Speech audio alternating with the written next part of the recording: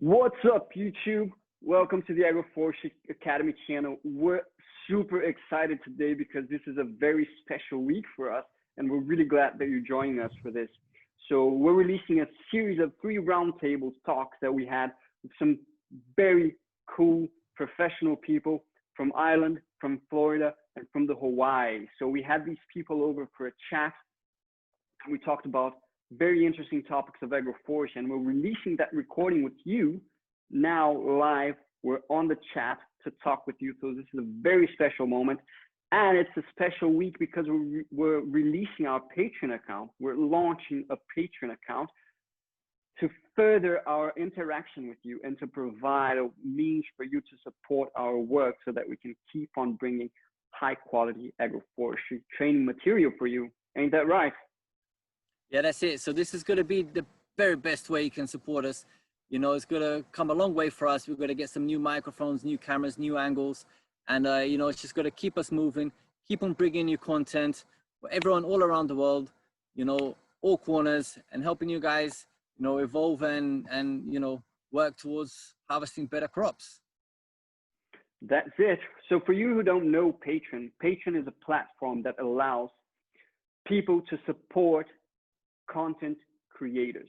So we're creating lots of agroforestry content, free content, and this is a way that you can support us. So let me show you our Patreon account. So for you to get acquainted with it, this is our Patreon page.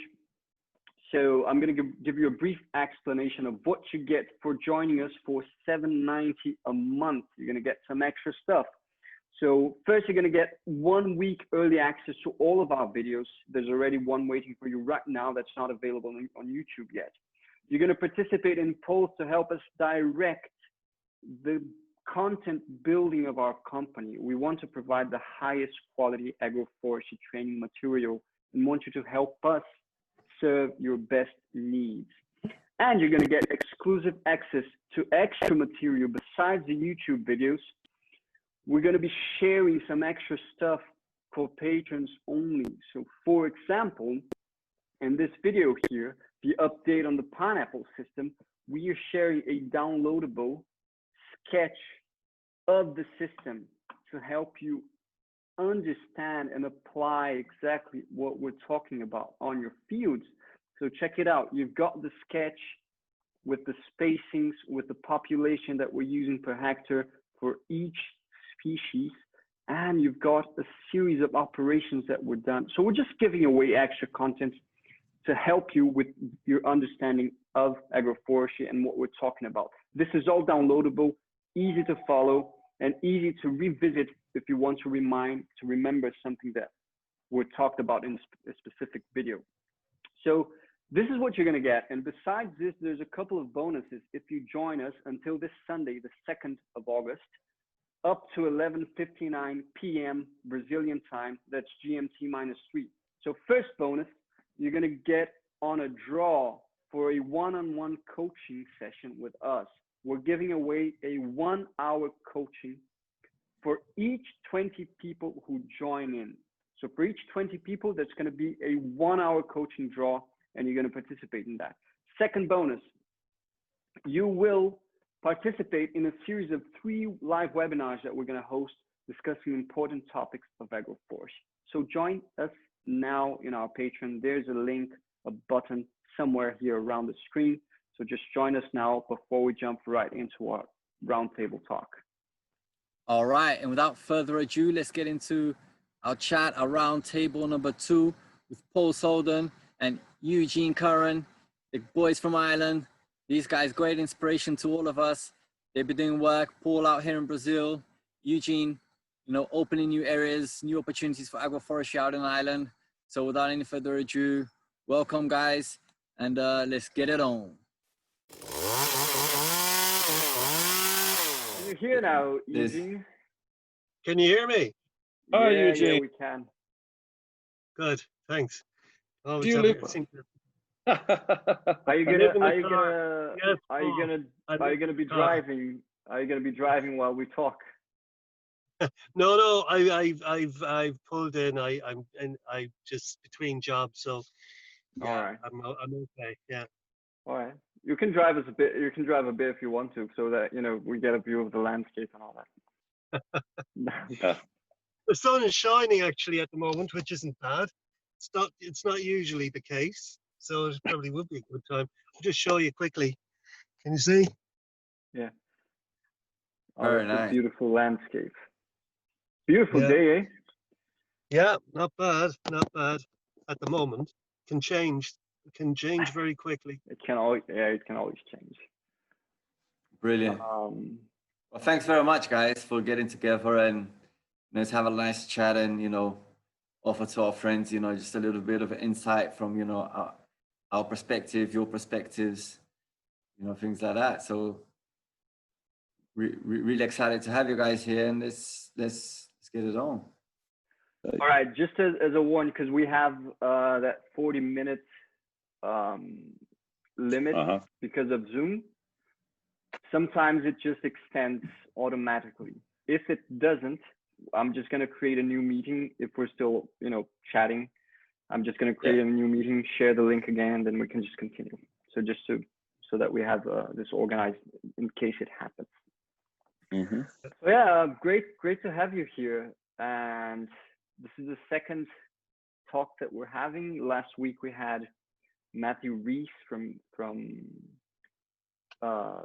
Peace River Florida. Organics and What's Ripening. Ripening, yeah, and Joshua, who's a buddy of his. They're both from Florida. So it's good to we like the fact that we're getting people from different parts of the globe. We've got both of you who come from Ireland, and we've got the people from Florida. We're gonna have another guest from Hawaii, so it's gonna be pretty nice. So to start with, we have a specific topic that we'd like to discuss with you. Each conversation we have like a specific topic, but before we start, we'd like for you to tell us a bit about yourself so that we everybody gets to know you a bit better. Paul, if you want to start. Sure. I'm a farmer in the state of Rio de Janeiro, close to the border with Minas Gerais state, and I had been specializing in chili peppers and coffee, and that was until I came across and I discovered agroforestry and have expanded it what I'm doing. And over time, then decided, really be a school here and teaching other people about the benefits of, how to ameliorate the soil using agroforestry. And with that, and over time, I was invited to come to Ireland and give a series of talks on the subject of syntropic agroforestry, which is probably the first and last time I'll mention syntropic, as it tends to confuse people who've never heard of it. So that's where I met Eugene. Eugene came to one of the talks I was giving. And yeah, we've been in touch since. Eugene works, and he can tell you more about it himself, with the forestry department of the Department of Agriculture. And so we've been liaising over the last, I suppose, 6 months or so on what's going on and how we can kind of be of help to each other. And that's kind of in a nutshell why I'm here. Cool. So Nice. in you've got a property in Rio, right? Right. What's the size of the property, and what are you currently producing there? Are you still doing chili pepper and coffee? Yeah, but what I'm doing is putting them into the agroforestry system now, as against just look. All right.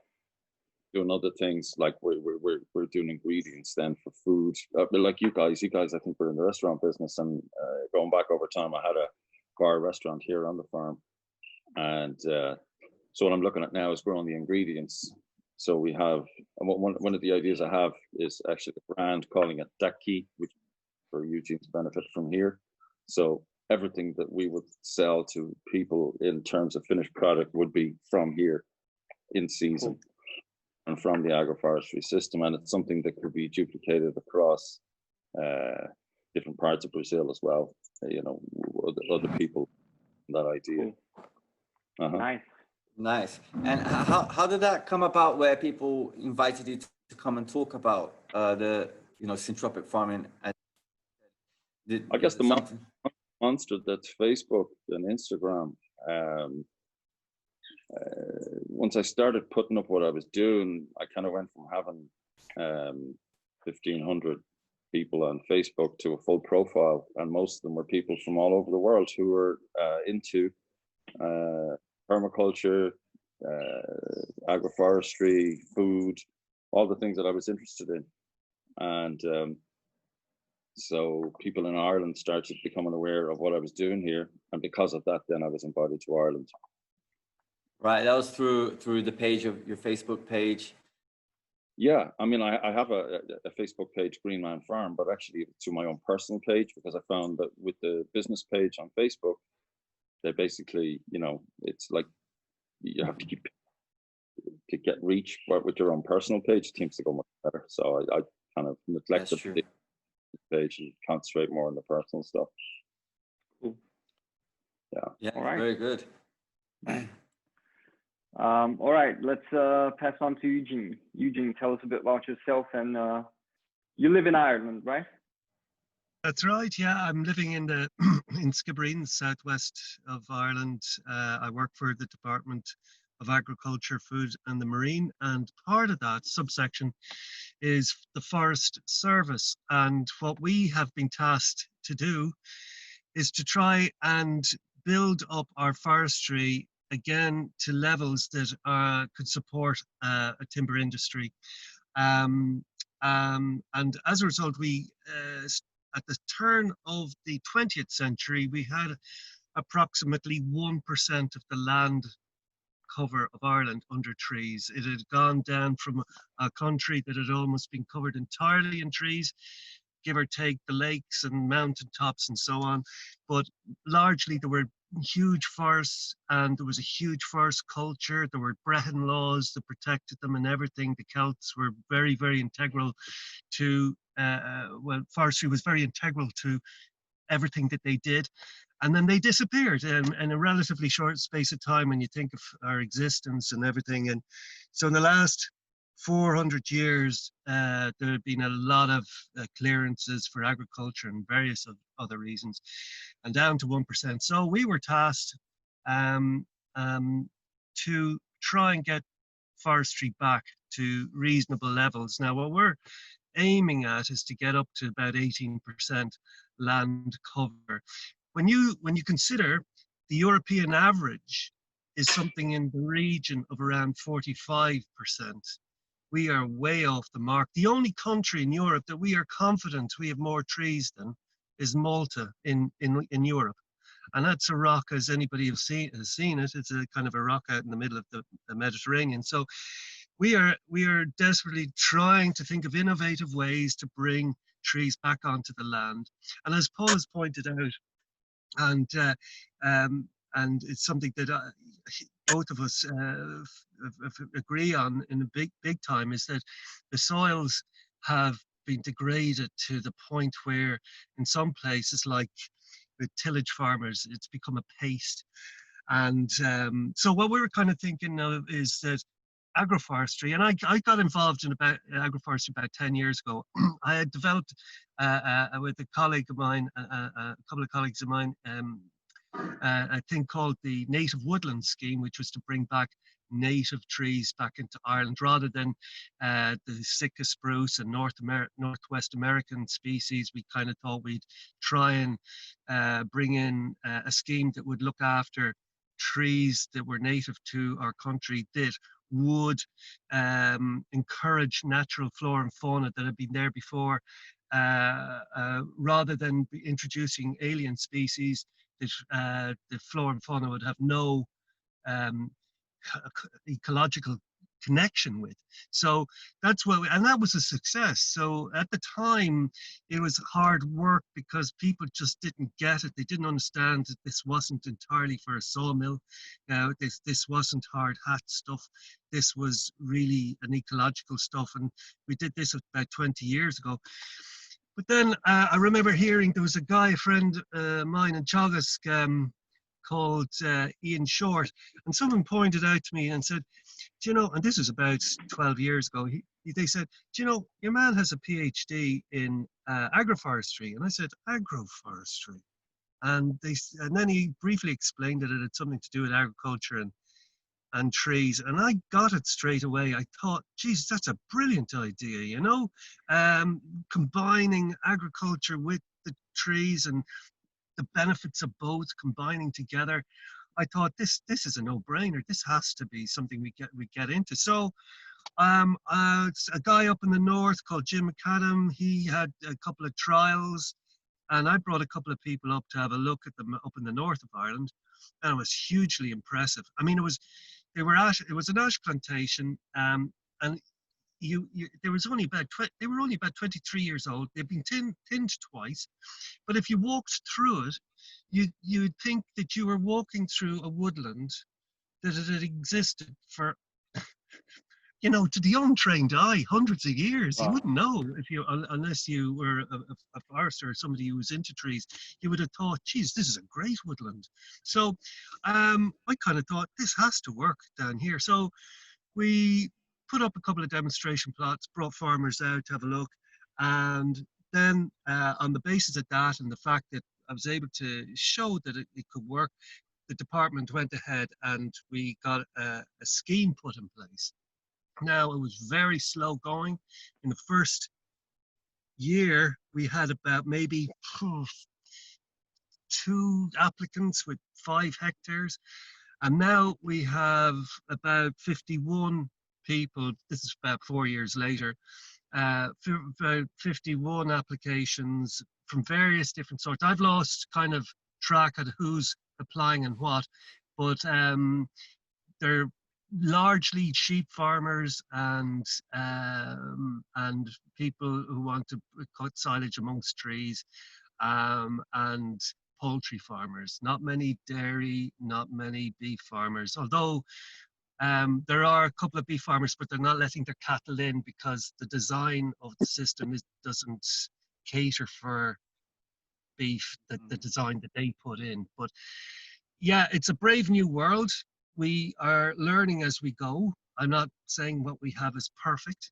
It is far from perfect, but it's a plan in progress, a project in progress, and we're hoping from those people who've kind of taken the plunge and gone in to learn from what they've done and tailor and tweak our scheme as we go along. So I have to point out that the agroforestry measure is one of 13 different categories. You can have conifers, you can have mixed conifers, you can have broadleaves, you can grow forest for fiber, and then you can have agroforestry and a number of other different things in there. So you could have a plan, you could have a farm, and part of that farm could be that you could have a conventional forestry here, and then you could have a bit of agroforestry there under the same overall plan. That's the way it is at the moment. So that's really what I'm driving. It's not my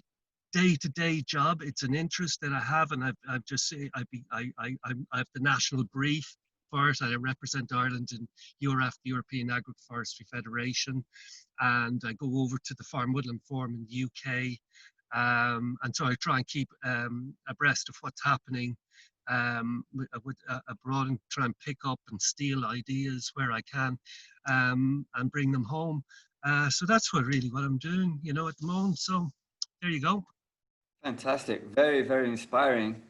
It's brilliant news. In 4 years, the amount of people that have joined up and everyone, because it's very new technology for everyone, even though, like you said, 12 years ago, you heard about it and people have been doing it, and this other chap for 20 years, but it's still very, very new technology where we're still developing every day. So yeah, congratulations on that, and let's keep in touch and, you know, and help each other, you know, to develop these technologies. Yeah, it's pretty impressive. It's and like you said, it needs to be tweaked all the time. We're going to be developing all the time, and it's essential that farmers actually they participate in this development, because I always like to, you know, to say that the amount of possibilities in agroforestry, there are just so many possibilities that I don't think we're ever going to be able to go through them all. So we need to have different experiences all around with people doing different stuff, and we need to be connected so that we're exchanging those ideas, because it's just completely different from doing monocultures when you've got a recipe for everything. If I want to plant eucalyptus, there's a recipe for that, and it's going to work everywhere. It's just going to change the amount of fertilizers or whatever. Or if I want to plant lettuce, there's a recipe for that, or maize, anything, there's a recipe for it. But then when you go into agroforestry, there's just so many possibilities, because you insert more elements into the system. So if you have one element, you've got a limited number of possibilities of what's going to happen in that system.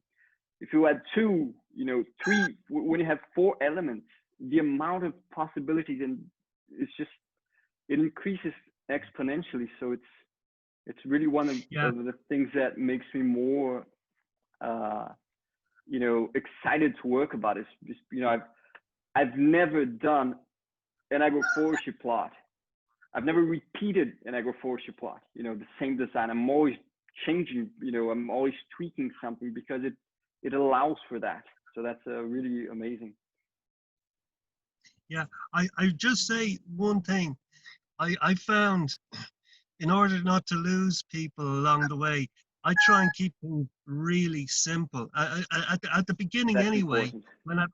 when I've been trying to introduce this, I try, because as you say, Philippe, there can be so many aspects to this. I mean, the possibilities are endless to people. Yes, yeah, it can be overwhelming. So in order to get just the basic concept of trees and agriculture together, for some people, that alone is just a huge barrier that needs to be broken down, because here in Ireland, you think you're either in agriculture or you're in forestry. The idea that the two can happen, that's a big leap for a lot of people, even for my own department.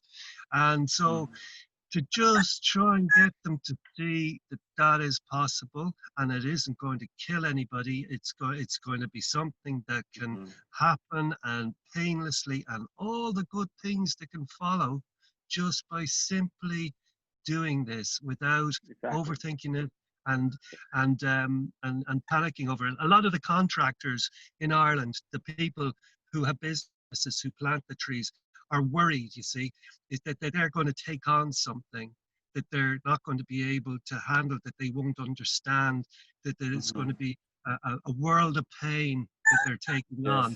So I've been trying to sort of say, actually, do you know what? You have fewer trees to look after, and not only that, but they're protected in the particular design that we have. You have fewer trees, they're already protected. The sheep are going to cut the grass for you. You don't have to worry about vegetation control. So actually, it's a lot less painful than the other way. And so, if you approach it that way, then you start getting them on board. But I found there's still a lot of the contractors who are worried about the complexities, and I'm still trying to assure them that it's not really complicated at all, Yeah, I suppose people really need to see it to believe it. That's a point we're going to talk about, how to make people believe it and understand it.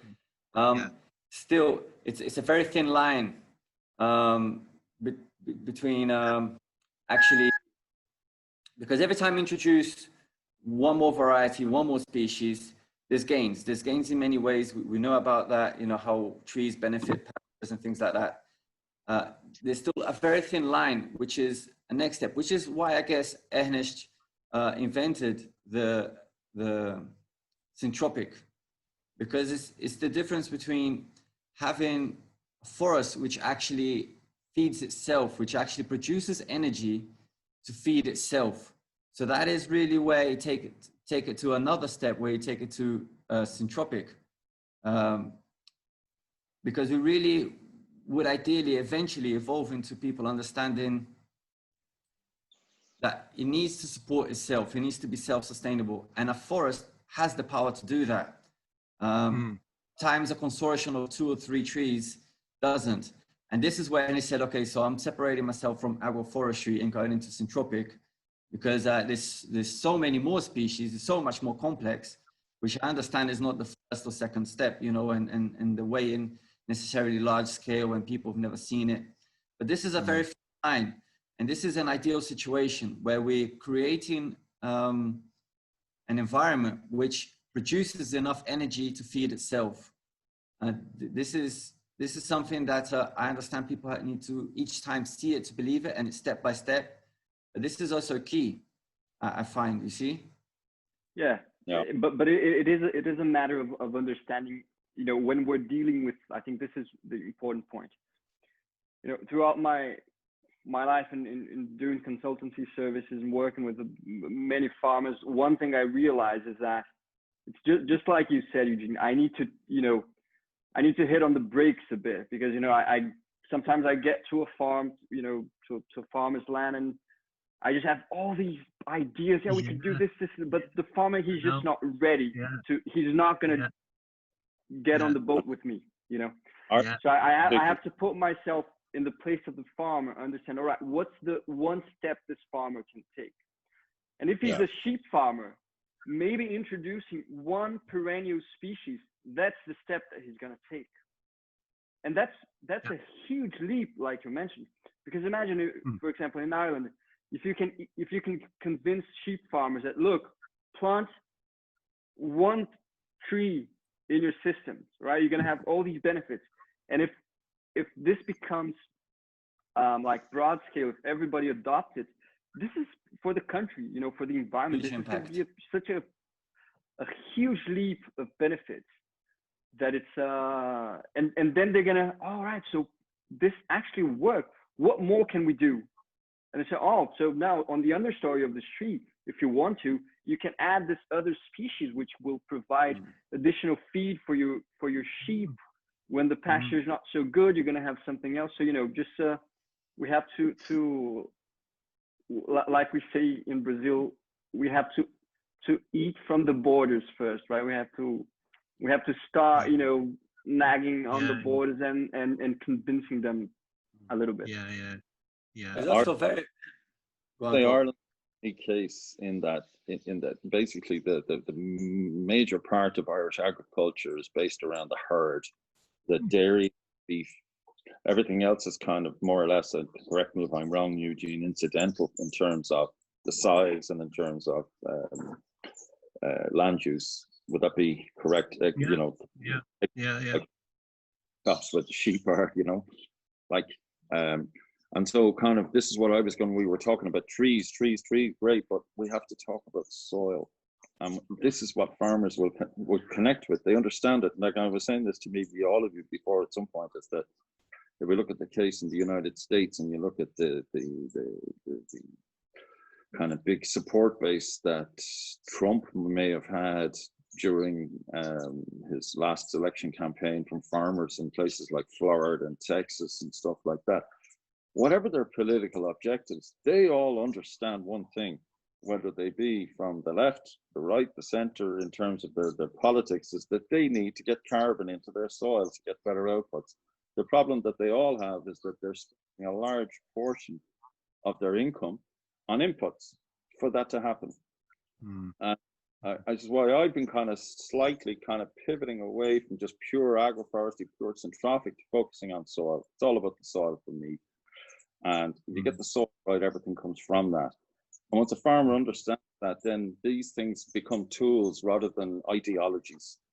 And the problem, people are scared by ideologies. I am scared as shit.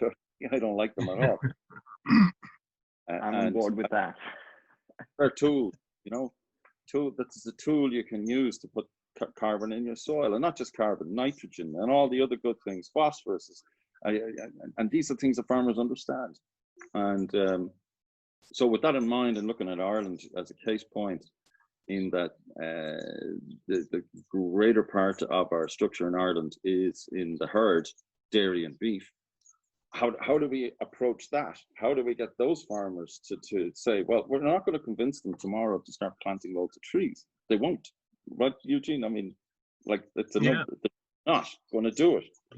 Mm. So what I've been looking at is how we can teach them by using silvopasture as a way to sneak agroforestry into the mix, you know, how to use kind of farm scale composting and reducing their inputs, and showing them that between these mixtures of techniques that they can not only make their farms more profitable, but be part of the solution instead of the problem with regards to climate change, flooding, runoffs of fertilizers into rivers and lakes in the sea, etc., etc., etc.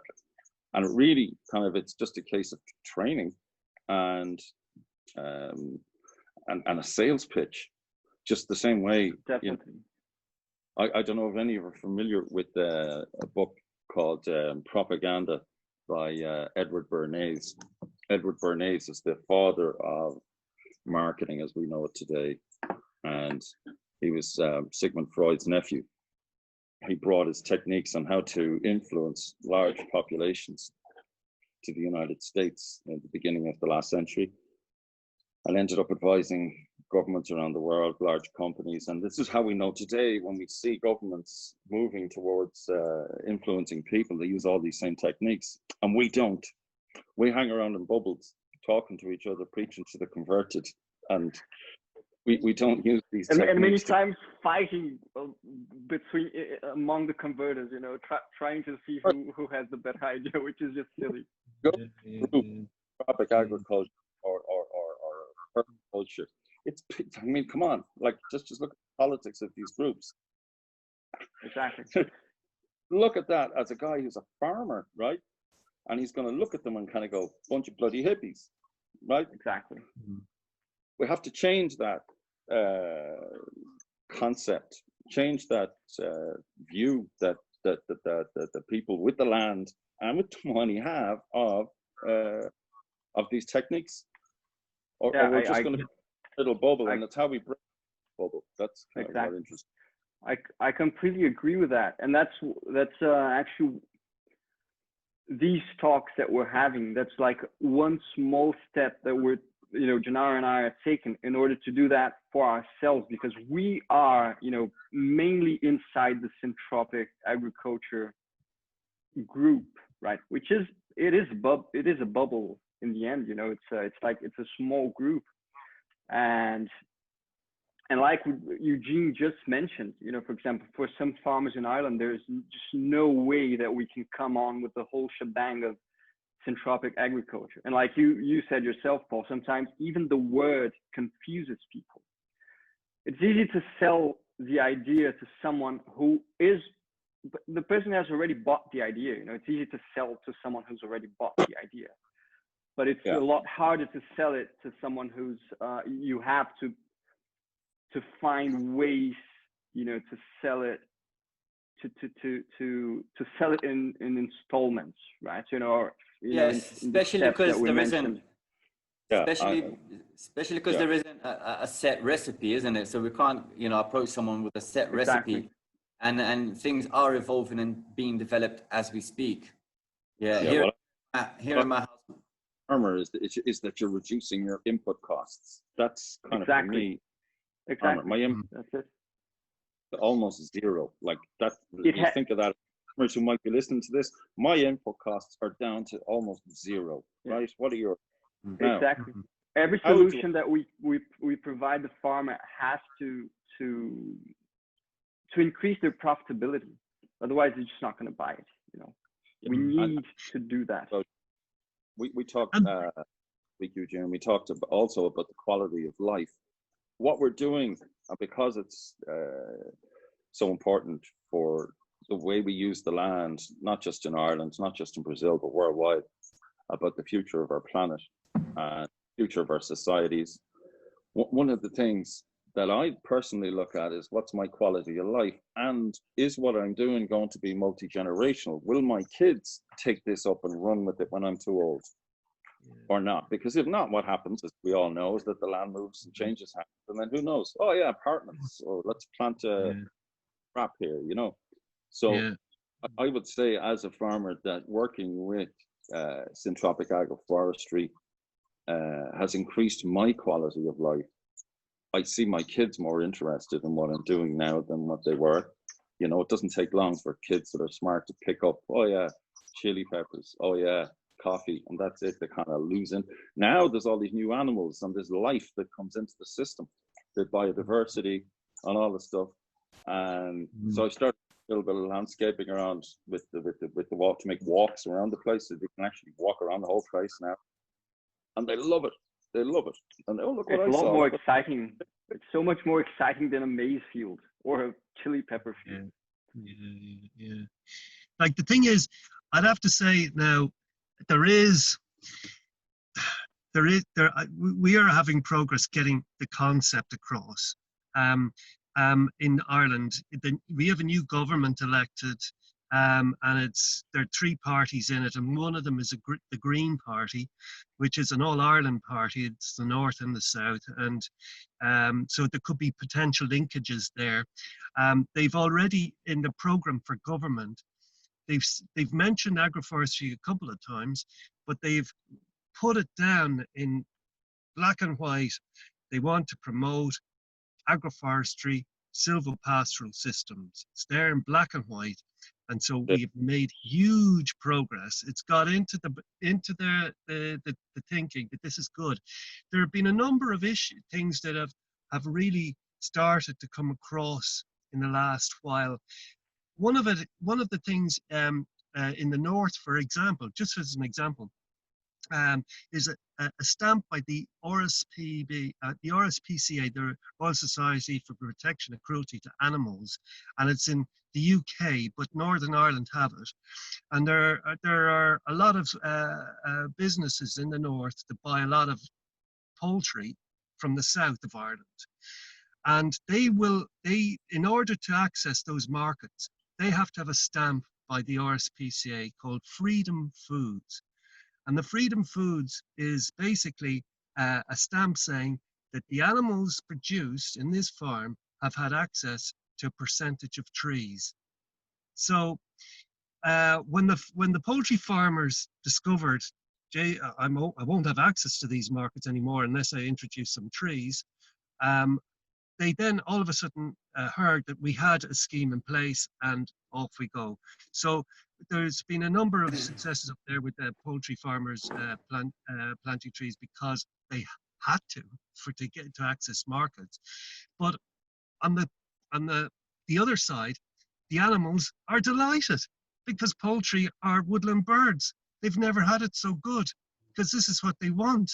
I remember one guy was saying he went off on holidays and they had this chicken hutch and they had some trees around the place and they thought, oh, the foxes they're going to clear out the hens, will come home to nothing. But then when they came home from their holidays after a couple of weeks, there wasn't a single hen missing. They'd gone up into the trees.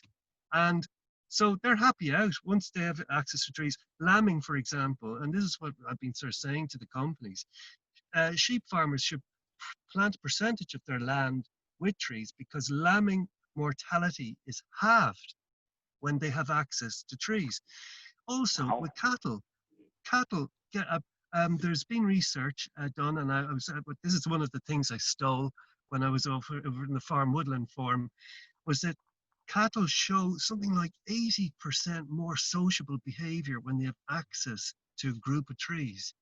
So they can get in, they're relaxed, they're calm, all of a sudden they're sheltered, their minds are in a good place, a much better place. Imagine you're an animal that possibly had access to to trees, as you evolved. Next minute you're either in a shed or you're out in a billiard table, you know? So now if you provide them with trees, they put on more weight, they are less prone to disease because they're healthier.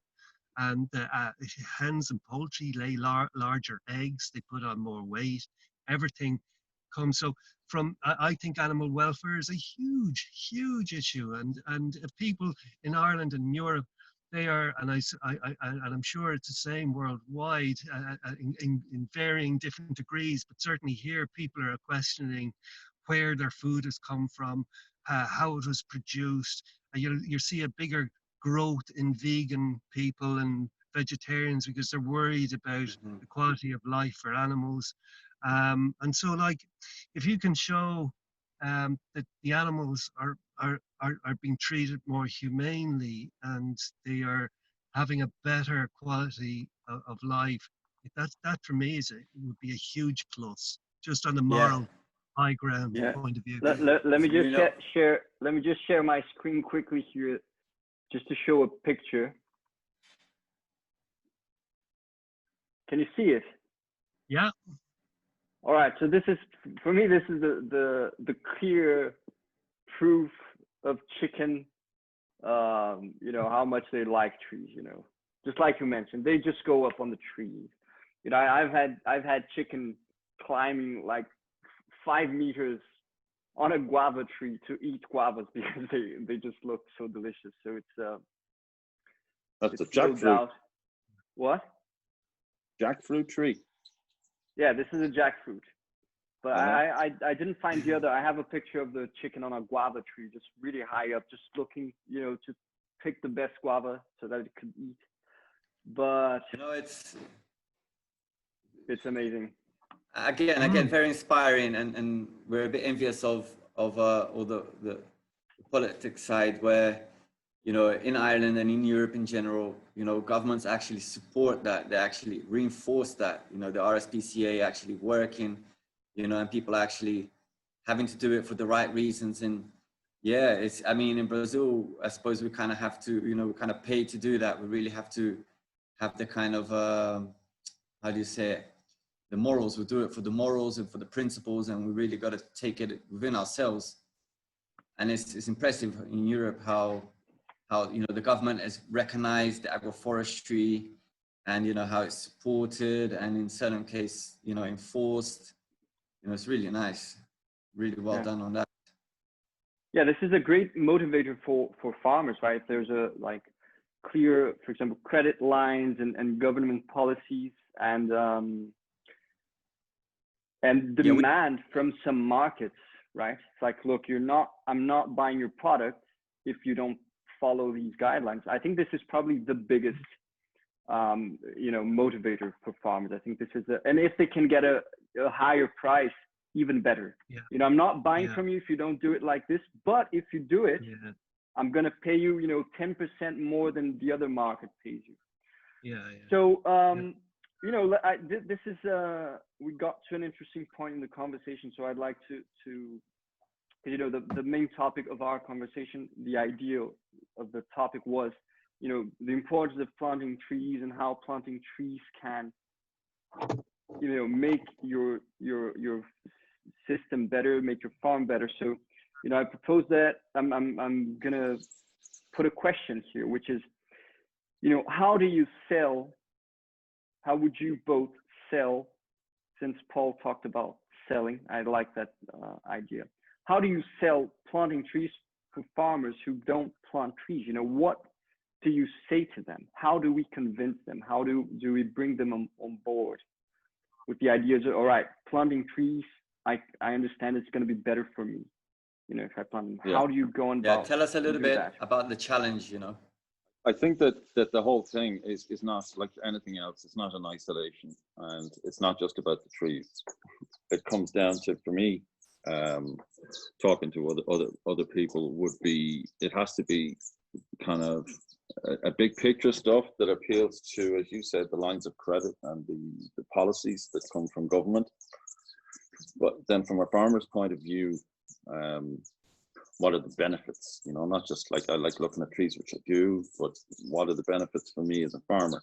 And when we put all these things together into a bigger picture, we see that land that has high levels of carbon in the soil, filters water better, recharges aquifers, doesn't have runoffs,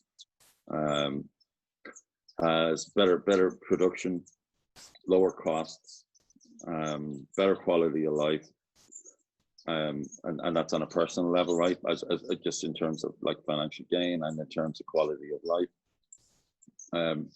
But you have to put it all together, or it's just going to be a hobby. It has to come together. The policies from the cities, the urban areas that we support, and the national level and the international level, it all has to come together. Because what we're talking about, is basically the survival of the planet here, like on the big picture, and then working that all the way down then to what each of us can do on an individual, or community, or groups, country level. And so, well, we're all aware that all of four of us, you know, that if you plant trees, that over time that the soil is going to improve its ability to filter water, and so you've got like farms around urban areas that are basically not contributing towards flooding, local flooding. You have better quality of food. I mean, there's so many different things in this puzzle that you could sell, but it's, to me, it's not just kind of like, well, you know, me, I can sell this to the guys that live in Metropolis. This to me is a much bigger issue. Is why I'm talking to Eugene and the other guys in Ireland. I think we really need to kind of go big or go home. You know, it's kind of like that at this stage. It's a really, really serious issue. But we can't be, what's the word, hysterical about it, because if we do, we're just going to shoot over people's heads. It really has to be well thought. Oops. Sorry, that's my missus. Oh, the line here now. Yeah. Yeah. So the sales side, I think, has many different aspects. It's a sales, like in terms of dealing with our own particular customers. It's the biggest job of all is selling to each and every one of us ourselves as farmers, with land, people who are working with the land. And we really have to have a strategy for dealing with the lobbyists and the agrochemical and agro-industry business, because if we don't, might as well just go to the beach, lads. that's a good point. I think it's not just about selling, it's about marketing, and it's about getting a kind of a marketing mix together. So you find out what your objectives are, and if your objectives are at a local scale, then you pitch it at that. If it's at a national scale, you pitch it at that. The bigger, the broader the objective, then I think the strategies have to be a little bit simpler, because if you're to go back to what we were discussing with Philippe there, that you're going to lose people's comprehension of something new is going to be limited. So you just see how you're fixed relative to in the your economy in your department or whatever, how you're positioned, how this might take off, and where is the most likely place to put it. In Ireland, we are almost unique, because I saw an opportunity through tree planting, because agriculture, there's plenty of agriculture in Ireland. There's too much agriculture, there's too much grass, whereas there aren't enough trees. So I saw an opportunity of pushing it through the forestry side of things. And as a result, we are where we are at the moment. That's where the opportunity presented itself. And within that opportunity, I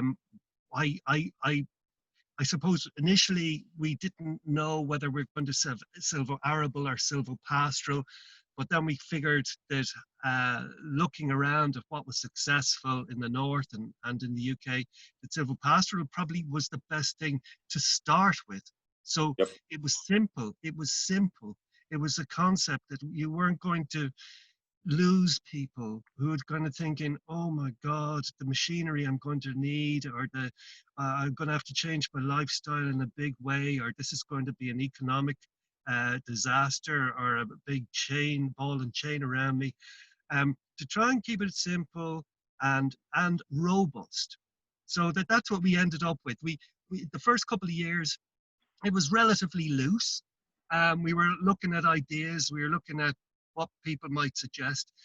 And eventually we came down to a kind of a fairly basic model. It's basically 2 posts with a tree shelter in it. And it meant that if the farmer changed his mind, he could say to me today that he has no intention of grazing. So there would be no need to protect the trees, he might say.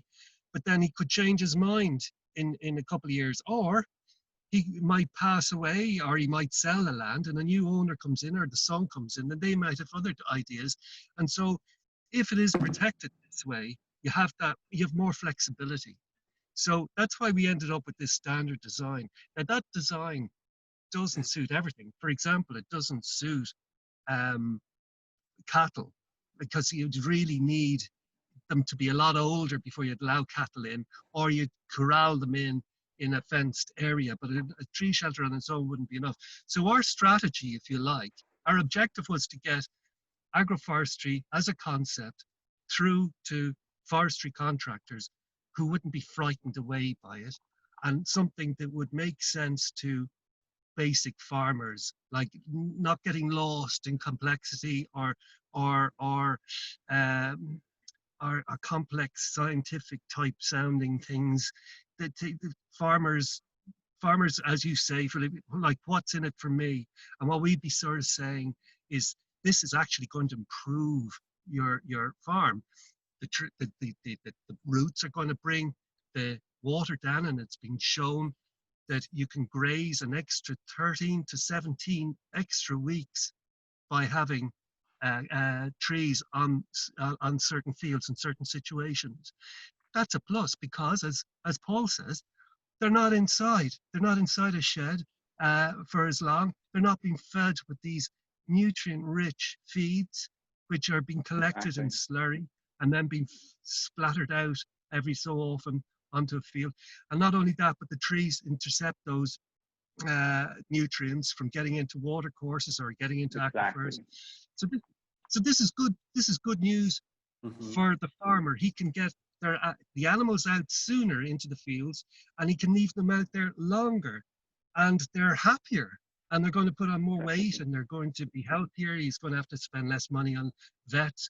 So these are the kind of ways we are tackling farmers here and trying to sell the concept. Now, we know that this system that we have at the moment doesn't suit everybody, and it doesn't suit some farmers figure the trees are too close. We have a minimum of 400 trees per hectare. Some farmers want to push the trees out wider and wider out into rows that are further and further apart. They want less than 400 trees per hectare?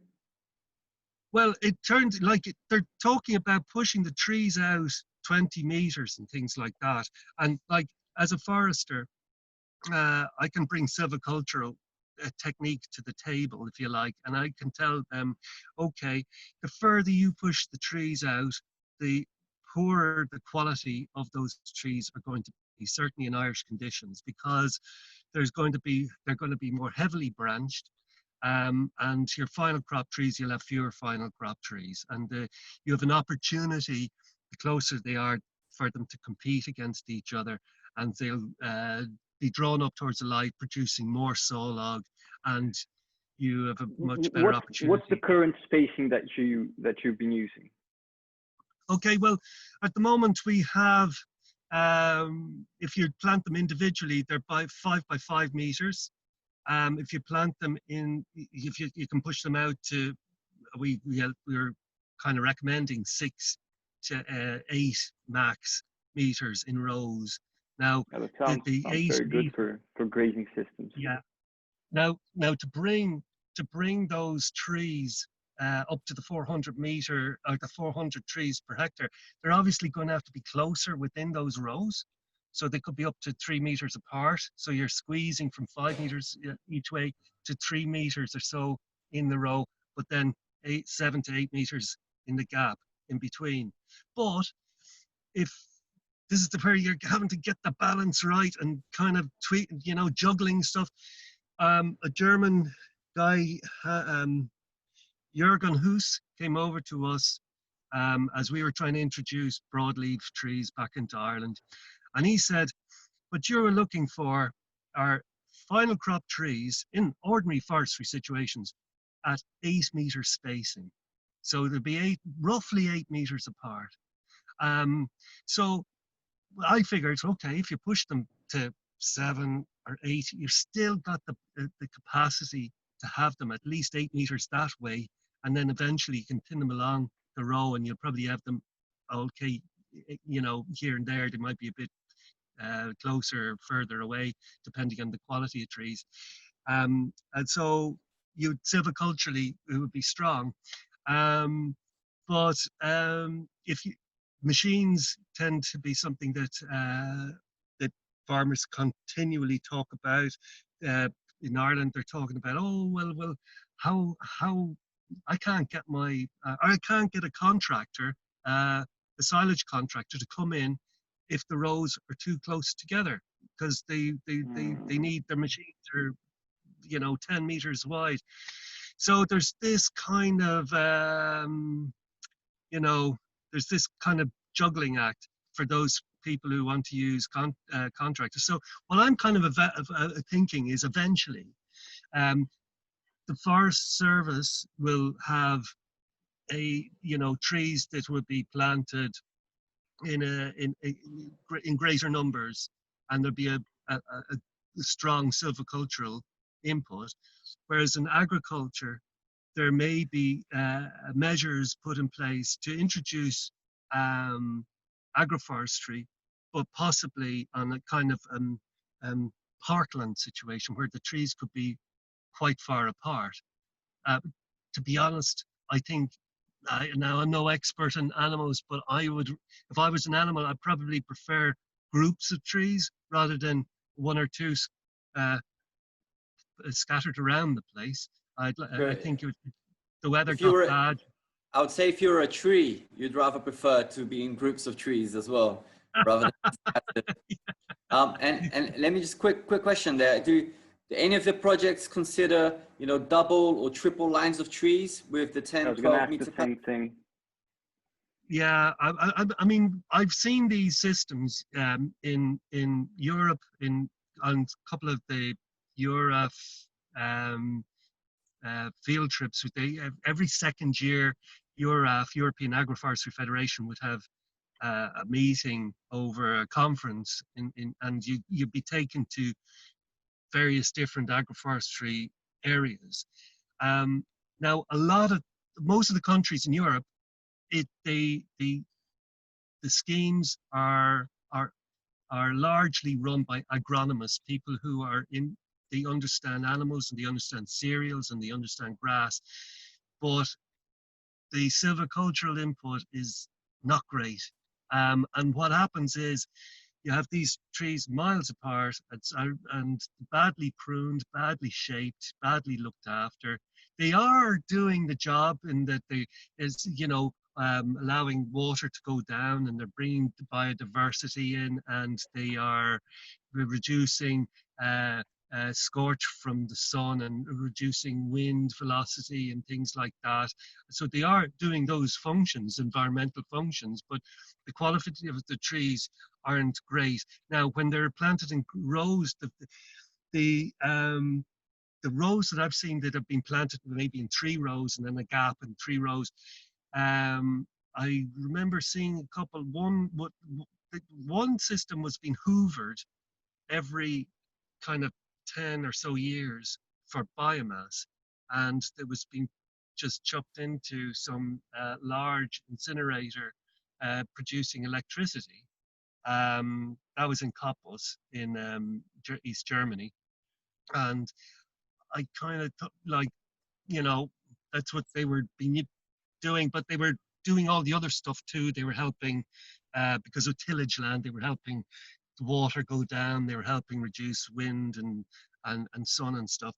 So they were doing all that. Okay, that's fair enough, and they're bringing biodiversity in. Okay, but as a forester, I see a huge opportunity here to really grow magnificent trees, really magnificent trees, because you have fewer of them, and you can give them loads of TLC, and you end up with veneer quality timber. That is the way I've sold it to my own people in the Forest Service, that we have this dream, we have this vision of really good quality broadleaf timber being produced. There's one other thing I'd mention, is that I don't know about you guys, but in Ireland we can't plant ash trees anymore because there's a disease came in, and we can't plant elm because there's a disease here. We can't plant Japanese larch or hybrid larch because of a disease. And these diseases are coming in, and so I figure monocultures, let's say, monocultures can exist in an agroforestry situation too. Well, I'm saying avoid it, no, because you don't want it. I think we've learned lessons here in Ireland that you want to vary the species. It's healthier for everything to have species that are it's less risky. It's less risky, Yeah, exactly. Not hugely diverse. In that, again, I'm trying to keep it simple for the contractors, but maybe 3 species or something like that within a project. Yeah. If you go beyond that, they start growing at all sorts of different rates in amongst the plantation, and then the contractors start getting worried about going in and having to thin them, and what do I thin, and there's loads. It's just it starts frightening them. They start getting scared then because it starts looking complicated. So you start needing more qualified labor because people need to know more. They need to. I have to know how to prune 3 different species. I have to know how one interacts with the other. Which one can be in the shade of the other. Which one has to be up. So you start increasing exponentially the amount of knowledge that the people working need to have. Yeah, and that's a big challenge. That's a big challenge. It's a big challenge because in Ireland we have this group we're organising at the moment called the Irish Agroforestry Forum, and it's basically to recognise that not everybody wants to get a planting grant to do agroforestry, and there are loads of other agroforestry systems that aren't covered by grant aid by the department, but that's not to say they're not agroforestry. So we wanted a kind of an umbrella group that would welcome them and that we could share ideas and so on and so forth. And so someone was sort of saying, oh, some system should come in, or some sort of support, and some advisor would come in and help them do an agroforestry system. But I was kind of saying, well, who are these experts? Because it's so new that very often people will gravitate to what they know. And I'm just, because I love trees and timber and silviculture, I'm just worried from what I've seen in the continent that the tree gets forgotten, and that the grass, and then the maybe the fruit and the nuts and all of those get priority, and then the trees are just zapped and thrown into an incinerator, for biofuel, which is not. I mean, look, that's what the way we're going. We're looking for renewable energy and everything, but at the same time, I think trees could be worth more than incinerator material. That's all I'm saying. Here, Eugene, in Brazil is a little easier because we see the results so much faster because of the rate of growth here. Where we can see like a eucalyptus and banana mix, like literally in 2 to 3 years, you're looking at it going, right, time for a chop, And in Ireland, you're looking at 10 years before you consider anything. So the time scales are so different. And approach has to be the farmers. Here it's much easier. Honestly, I put up a picture of something here today, and I say, right, look at this now 2 years ago. Look at it today, and people go, whoa, do that in Ireland, and so what? Like, they're not impressed. Let me share. I'm gonna just go and talk. I'm gonna share the screen here of a project I helped implementing in Minas Gerais, Unai, which is for cattle, and the owner released the cattle in the system 10 months after planting. So let me just show it to you. There you go. That's the 10 months old system. We'll just wait. Okay. And this is what it looked like in the beginning, when we were planting. And so 10 months afterwards, you've got the cattle grazing already. So it's 10 months. 10 Exactly, months. Eugene. Yeah, Wow. Wow. it That is. is Well, staggering. That's a part of the tropical climate, man. And Whoa. Really kind of poor brings, soil, really poor soil. Whoa. Probably unlike anything you've seen in Ireland, you probably couldn't get your soil as bad Oh. as this one. No. Even if you tried to make the soil bad, it probably wouldn't get as bad as this one. But with a Maybe bit of Wow. manure and organic matter and water and heat, that's what you get.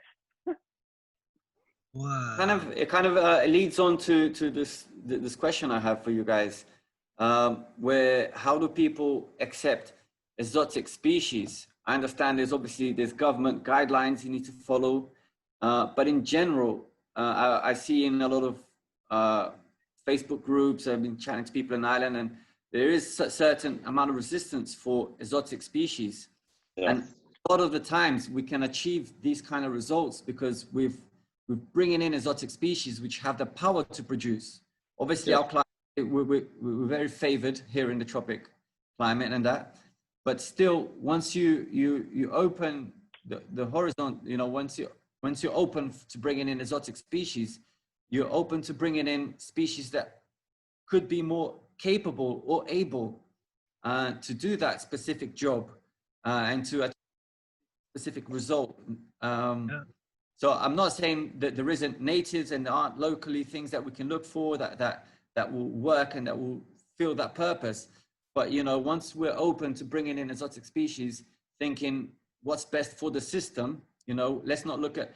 We very much so believe we don't look at borders, and biomes, and we know that they're not static and if things are evolving. And if this species is coming in to improve and to aid us and to help us achieve results, and better soil and better grazing and better results in all the ways that we like to use agroforestry.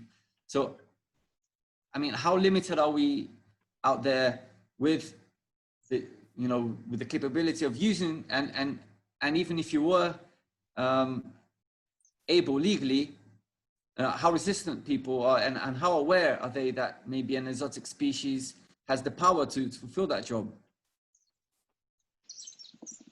Yeah, I mean, we brought in exotic species into Ireland, but in the monoculture setups mostly, right, Eugene? Yeah, because a lot of the times we don't want exotic species, but we're planting tomatoes, we're planting aubergine and carrots, but we're always eating exotic species, but we don't want to. Yeah, but no exotic trees though.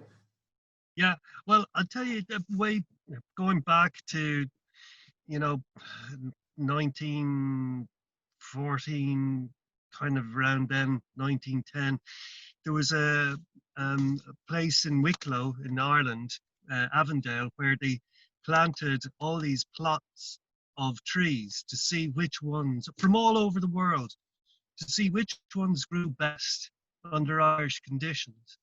Now, a few kind of jumped out of the ground and were promising, and they were from Northwest America.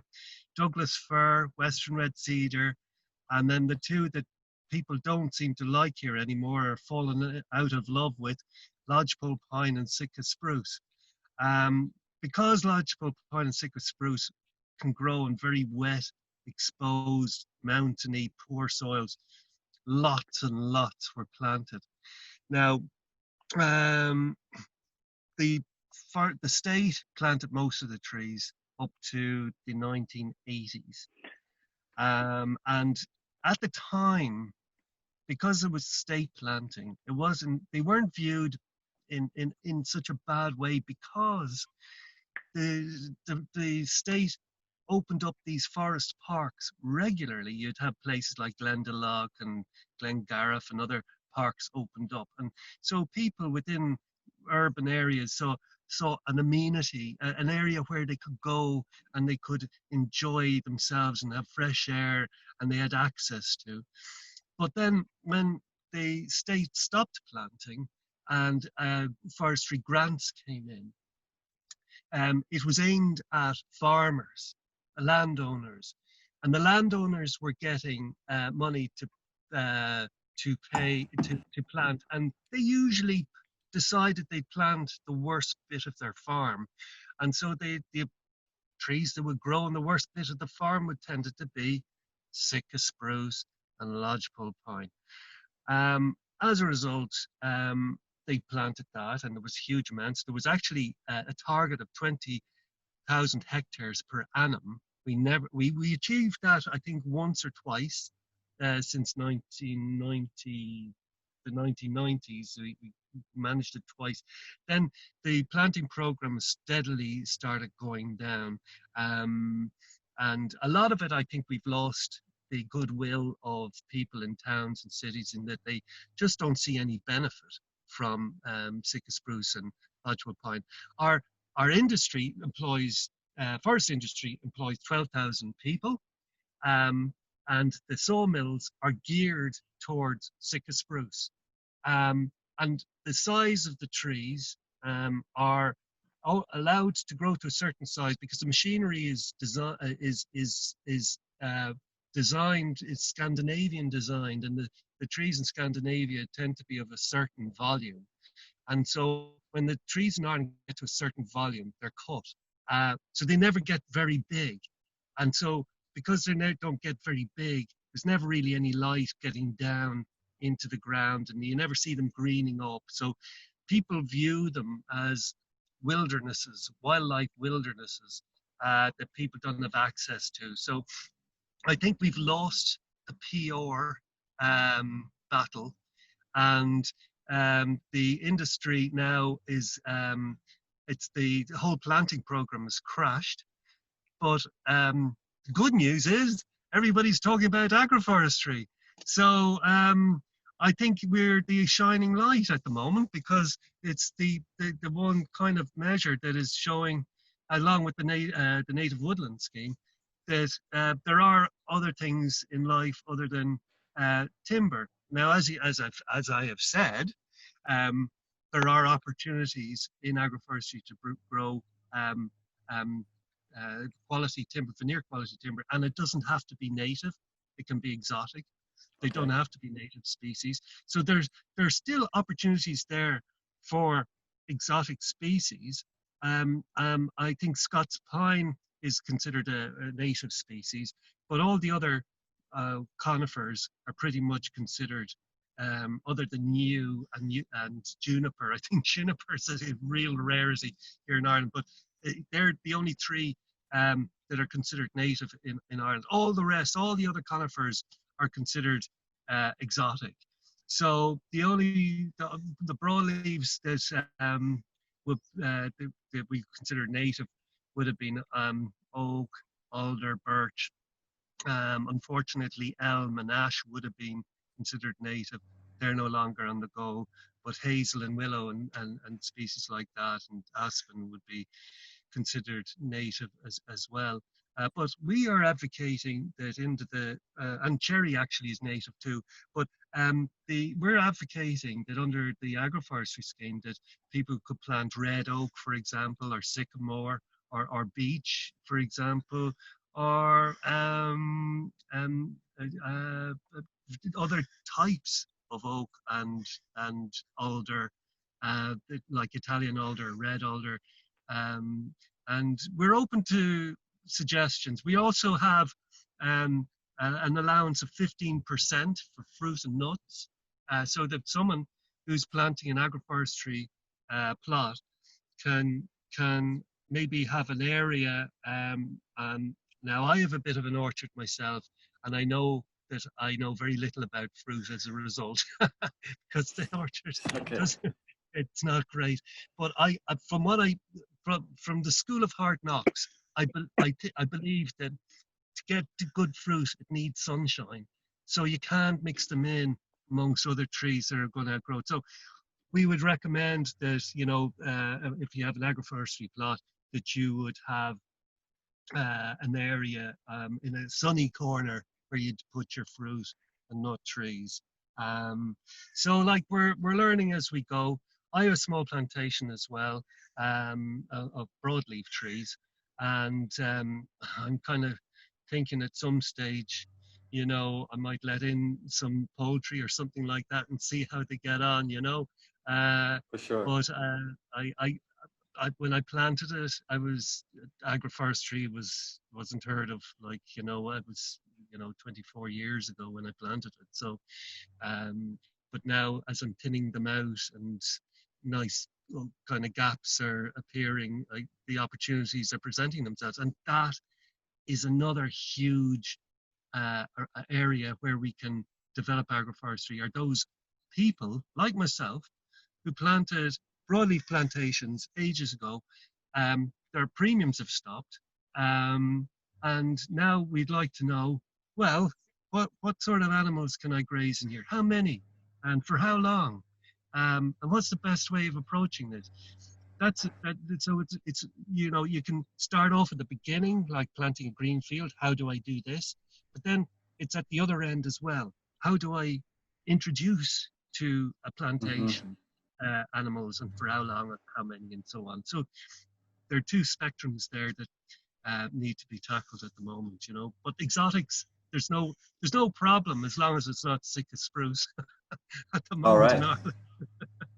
In Ireland. Yeah, there's Ernest says something which I think is very, very meaningful. You know, when we're talking about this idea of exotics and what species you should bring into your system, which is whenever an ecosystem is degraded, you know, whenever it's lost its richness, it's naturally going to be colonized by species from nearby ecosystems that are naturally less abundant in water or soil nutrients.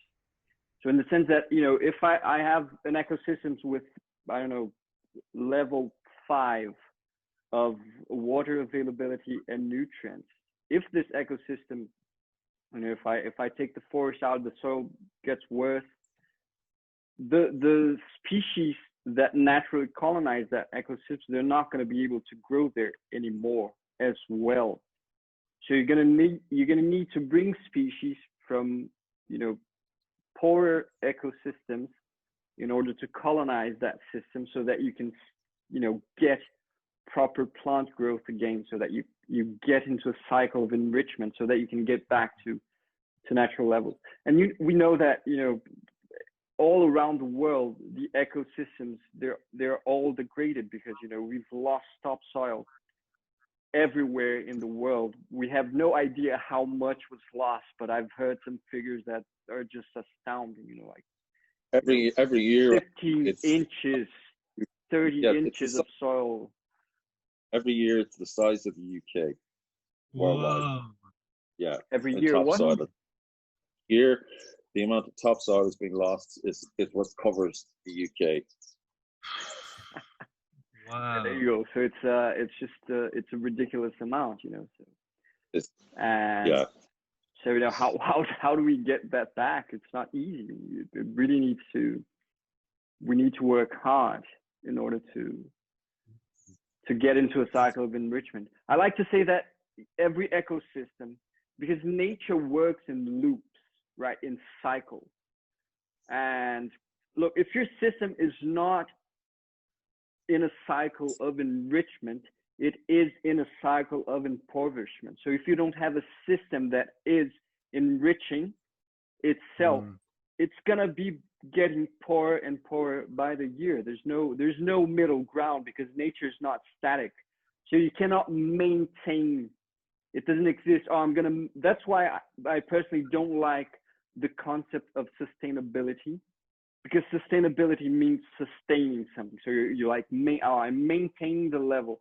That does not exist, because nature is always moving. So we're either enriching, which is the natural state of the earth, because we've got an eternal source of energy, which is the sun. So it's like we have a somewhat closed system, which is the earth, and we've got like this input of power, and we've got the technology to turn this power, solar energy, into resources. So we should be enriching by the day, because we're capturing the sunlight and producing resources. If we're not doing that, we're impoverishing the systems. And even because the own source of power that we have, you know, the sun, if it is not being used by plants, it's going to have a negative effect. So, you know, if the sunlight is not being intercepted by plants, it's going to damage my soil. It's going to heat it up. It's going to kill microorganisms. So either I make good use of it or I let it kill me. So you need to create a cycle of enrichment. There's no middle ground. There's no sustaining. There's enriching and there's impoverishing. I mean, brings me back to the image where we saw Felipe's 10-month-old project there. And really, the density of plants there really permits it to develop in such a quick, you know, because if we have a scarcity with, you know, very few plants, it wouldn't develop so well, because like I said, that point where the tree would benefit from having other trees around it. So it's able to thrive because it's got brothers and sisters which feed itself and gives hormones, growth hormones, and, you know, ups on photosynthesis level, which produces that organic matter. So there's so much stimulation from a neighboring plant, which really enables you to, you know, in a years from now, have like a nice environment where you could, like, you know, where other trees which are more demanding can now thrive in. So basically, a lot of the times, the kind of timber wood that we'd love to have won't grow unless we've planted, you know, other shorter cycle plants that will give it condition to grow, you know, that will give it shade, that will give it that stimulation, that you'll give it that kind of, like, you know, information in the soil. And that gives condition for other trees which are more, you know, demanding, and then can produce better things and can produce them faster as well. I've got some mahogany here. I've got a plain mahogany, just plain out in the grass. And basically, you know, 5 years later, it's about 2.5 meters tall. And then I've got mahogany next to papayas. In the stimulation that the papaya gave to the mahogany to, you know, play catch up with him. And in 2 years, we've got 5-6 meter tall mahoganies. So we're talking about double the height, half the time, because of the stimulation of the papaya next to it and how it had to play catch up and it had to thrive to survive. Otherwise, when it's on its own, it's really just, all right, I'm comfortable here. I don't need to have any competition. There's no stimulation for my growth. It's just static. And then very vulnerable as well. And then really depending on you feeding them and that. So as much as we do understand and we support all that movement, you know, people that are watching would like to challenge you, you know, would like to, you know, stimulate you to, you know, just start thinking about that, seeing other examples, looking for information, because, you know, information is out there. A lot of the people which are doing it are pioneering this and are actually having to pay the price to find out and get it wrong. So we understand that it's not as simple as that. We haven't got a recipe for you, but you know, it's just challenging people to, you know, look into that. Every time I plant a tree, I think to myself, or any other plant, what am I planting that's going to feed this plant? So we have a main crop, and what am I planting that's going to benefit this? What am I planting that's going to, you know, give stimulation for better growth, and what's going to really nurture this plant that I want to thrive? So, and then we go into service crops and things like that, you know, so that's really important that, you know, we kind of like, you know, poke people and people, you know, get people to want to think about taking, you know, further steps. That's a very good point, Gennaro. And I think in Ireland, there was a research done that showed that after each rotation of trees, that the quality of the ground improved one category. So if you had A, B, C, D, E, F, F was considered unplantable. So if you planted at E and you planted Sitka spruce, and by the way, I'd have to say we wouldn't have a timber industry if it wasn't for Sitka spruce, because nothing else would really thrive on the kind of ground that it does grow on. But a lot of the pioneer foresters who went and planted these trees, they always a lot of them had a vision that these would be pioneer species, that they would prepare the ground for a second rotation of better quality trees. So because you'd have A, B, C, D, E, F, and then you planted E, and then all of a sudden the next one would be D, and they've gone up a notch for the second rotation. And I've noticed that when plantations have been replanted, let's say even with Sitka spruce, they don't need any fertilizer. The mycorrhiza, the fungal associations in the roots have been set up. The organic matter has built up. The soil has been broken up, and this great, much better drainage because of the previous crop. And as a result, the leaders on the trees look healthy, and they're really strong. The growth is really strong in the second rotation with the minimum of inputs, because it's now reverting back to a woodland soil. And yeah, it's so noticeable. And so it does, as you say, Gennaro, is there Gennaro, or how do you pronounce your name? Yeah, Gennaro. Gennaro, thank you. Thank you. Gennaro, it's exactly as you say, it's hugely important here. And I think another way we try and assess the land is through vegetation surveys. So if someone wants to come in and plant land, and we think, oh, that looks very impoverished, I don't think trees are going to grow on that, we have a land classification system based on vegetation, rather than just somebody coming in subjectively and saying this land is not good enough. What we have are different plant species that reflect the quality of soil underneath it. So if there's a large percentage of species that would indicate that the land is very impoverished, then we'd sort of say, no, we can't grantate that. The land is just too poor. But if the vegetation does suggest that the land is good enough, based on the vegetation, then we can grantate it. And that's when we start the whole cycle and trying to build it up and trying to improve it.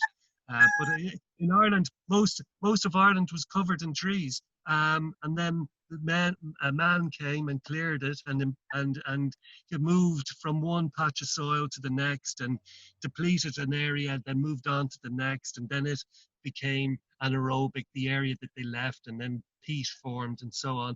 So like I see in areas where there's impoverished soil, poor soil, stumps of Scots pine and oak coming up out of the ground from way down where roads are being made, to show that at one stage they were woodlands, you know. Yeah. And most of the earth was covered in forest. I think people don't actually grasp the meaning of that, because there are so many ecosystems that people take as non-forest ecosystems.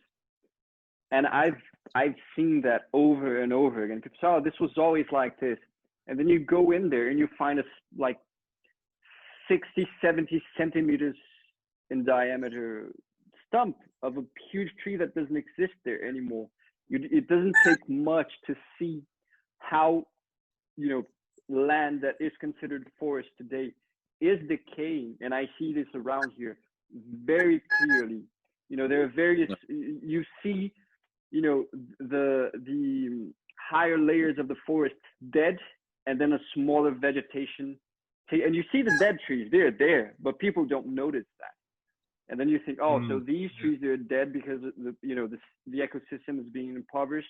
It's burned every year. Now imagine what was here before these trees, because I know that there was something before these trees. This has already been a cycle that's been going on for a long time. So, for example, Gennaro lives in the Cerrado region of Brazil, which is considered like a savanna, with small crooked trees that are spaced apart. But that's not the original situation. And but people think that it's been like that forever, but it's not. You know, it's just not. It's people say, oh, the trees, they grow crooked because of the soil, the aluminum in the soil, the pH, whatever. And then if you plant the same species and you do not allow fire to come into your plot, the trees, they grow straight, you know, just as they would in a proper forest. But because the place is being burnt year after year, it's just it doesn't go anywhere. And then we've got this broken vegetation and a, you know, a soil that just gets worse every year. So it's I'm completely confident that, you know, most of the earth was covered in forest, even places that don't look like they were forests. I'm pretty sure they were. We've messed with the vegetation of every square inch of the earth's surface, I think. And I think the same way that we did it, we can learn to you know, to work with the forest again. I think it's almost like a duty. We have to learn that. And, hitting the nail on that. Yeah. And I think I personally love the idea of working with animals. It's one of my passions. Right now, I'm not working with animals in my plots, but I think it's one of the most, you know, if you marry animals and trees, you know, animals and forests, you can achieve levels of enriching that are, you know, unheard of. Yeah. And actually here in Brazil, there's a very strong movement of people working with animals, which is called pastoreio voisin. It's basically, you know, these people that they raise cattle and they do like multi-paddock grazing very intensively, and they're without even thinking about trees, right? It's just getting the grazing system right. And I've visited some farms, and they increase the soil fertility and the amount of grass production, you know, a lot without using fertilizers, you know, just by getting the grazing right. And so if we get the grazing right and we introduce trees, then you've got that's a winner. That's the best you can achieve, I think. By the way, I was going to ask, how long does it take to harvest Sitka spruce? Okay, well, what you're looking at is a tilling, depending. Yeah, I mean, we have Gennaro's left, is he? Yeah, I'm going to send him a message, but just go on. Okay, well, what happens is, depending on yield class is a height-age ratio, and it really is a reflection of the land and the environment in which the tree has been planted. So if the tree is planted on good land, it's going to grow faster and the yield class is going to be higher. Now, what we sort of say is yield class 14, without getting into the technicalities of it too much, yield class 14 is the cutoff point. If a plantation doesn't put on 14 cubic meters per hectare per year, or isn't capable of doing that, 14 cubic meters per hectare per year, we say that's unplantable. Okay, so we kind of consider land that it has yield class 16 or 19, in other words, grows faster, as being acceptable. So if they're, let's say, yield class 18, and which would be kind of middle of the road, a Sitka spruce plantation, you could I'm getting a message here, disconnected. But anyway, anyway, the thing is, you start thinning at around 12 to 15 years, and then you thin for every 5 years after that. Doesn't always happen, but your final crop would be far better if you get in there and you thin early, because the sawlog part of the tree is the most valuable part. There are three parts to the tree: the Sitka spruce, you have the sawlog part, the valuable bit, then you've got the middle bit, which is kind of boxwood or pallet wood, and then you've got from 14 centimeters upwards to the top would be considered pulpwood, so the least valuable. So the more you can bulk out the tree, the more you can get the sawlog bulked out, the better. So thinning is important. You can have situations where you have no thinning, but what you'll end up is with a large volume of timber that has very small sawlog at the end of it. So let's say you thin it or you don't thin it, and you get to the end of the rotation, you're looking at around 35 years, okay, before you start all over again. And this is one of the reasons why I got into agroforestry as well, was if you were selling the concept of growing broadleaves, you're looking at twice that for ash and sycamore and cherry. You're looking at 60 to 70 years. If you're looking at oak, you're looking at a rotation length of about 130 to 150 years. So I was envisaging these questions like, yeah. So that's the cycle of oak. Wow, I never knew that. Yeah. Yes. Well, here. And then is somebody planting? Are there people planting oak? Yes.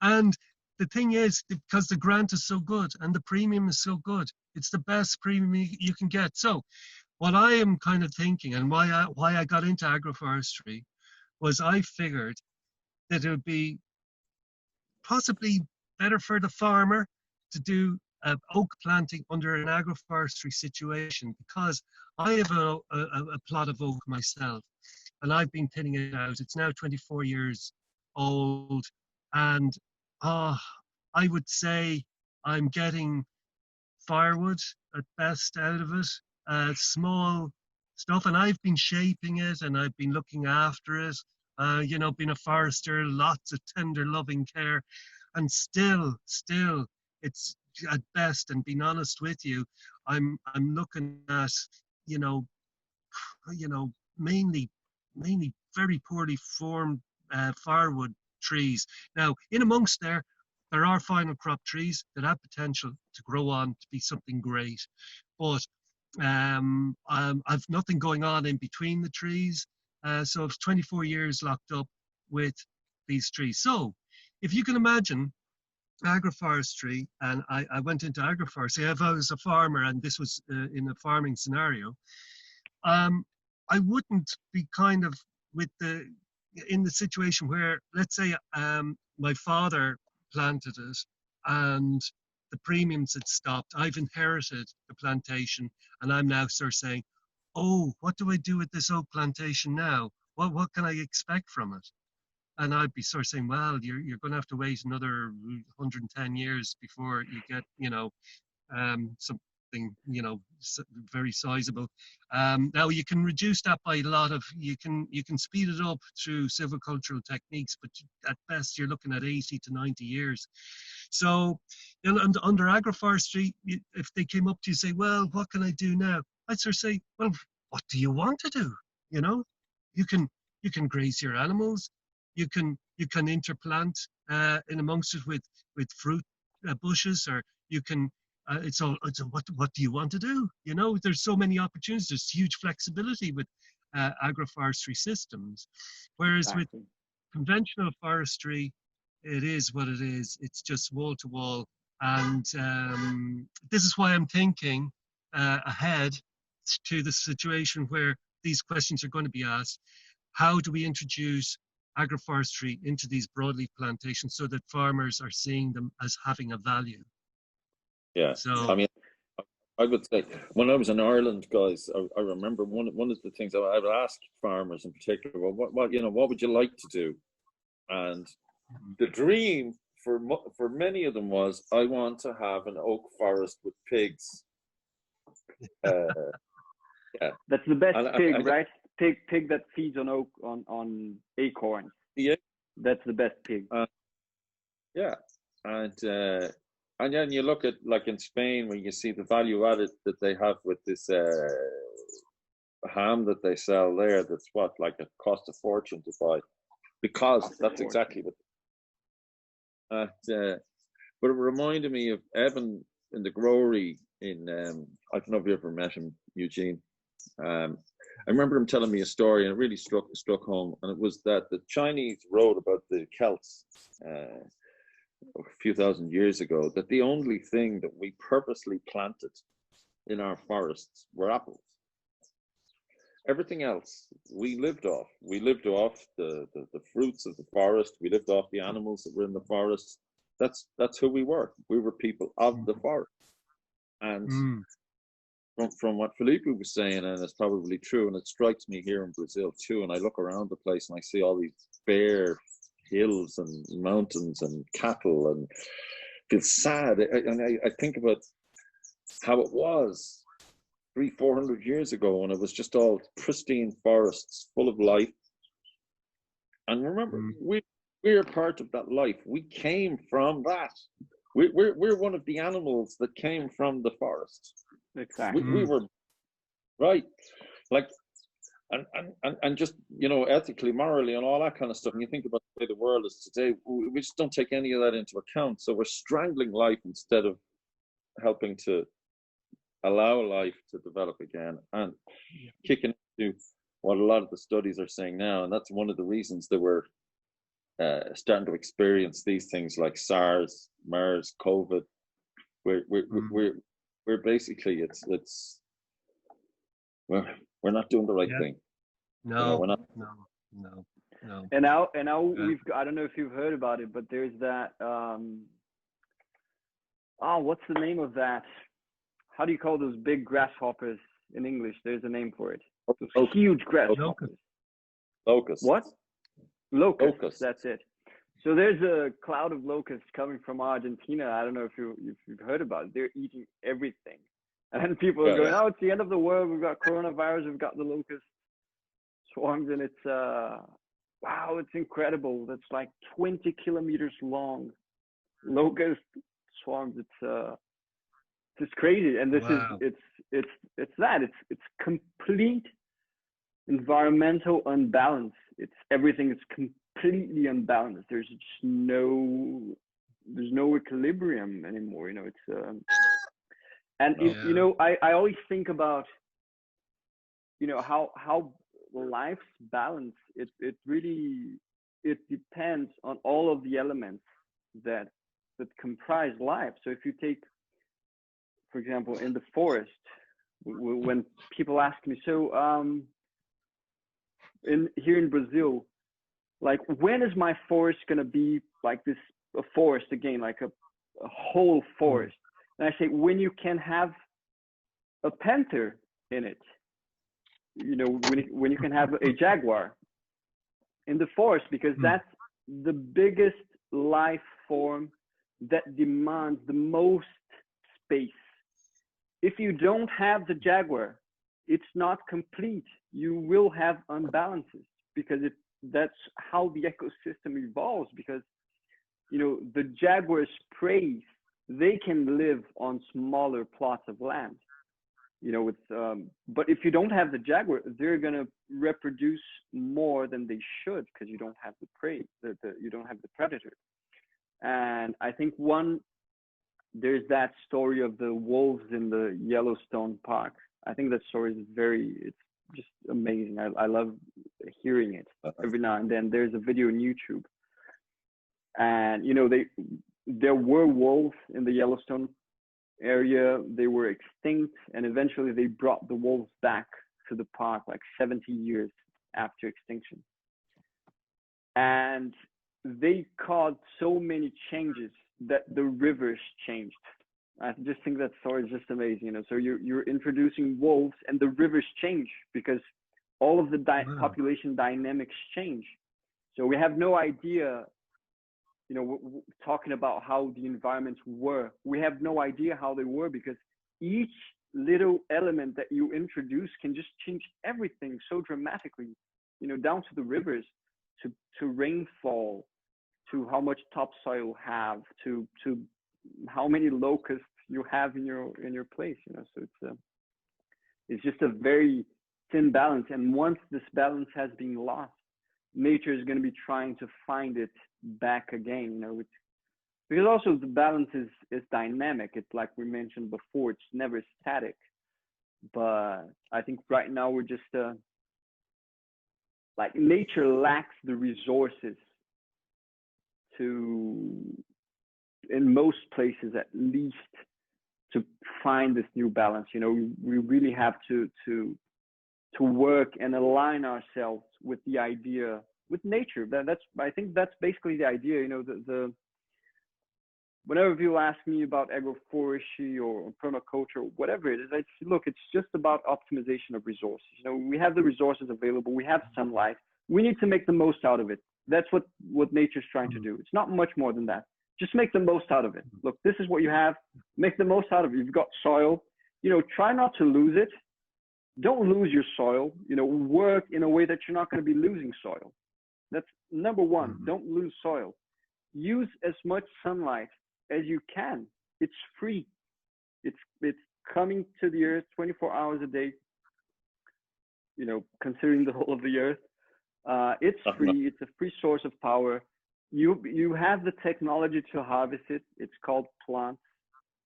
And that's it. Use your soil, and use whatever resources you have available. Use plants as much as you can. You know, plants, they produce soil fertility.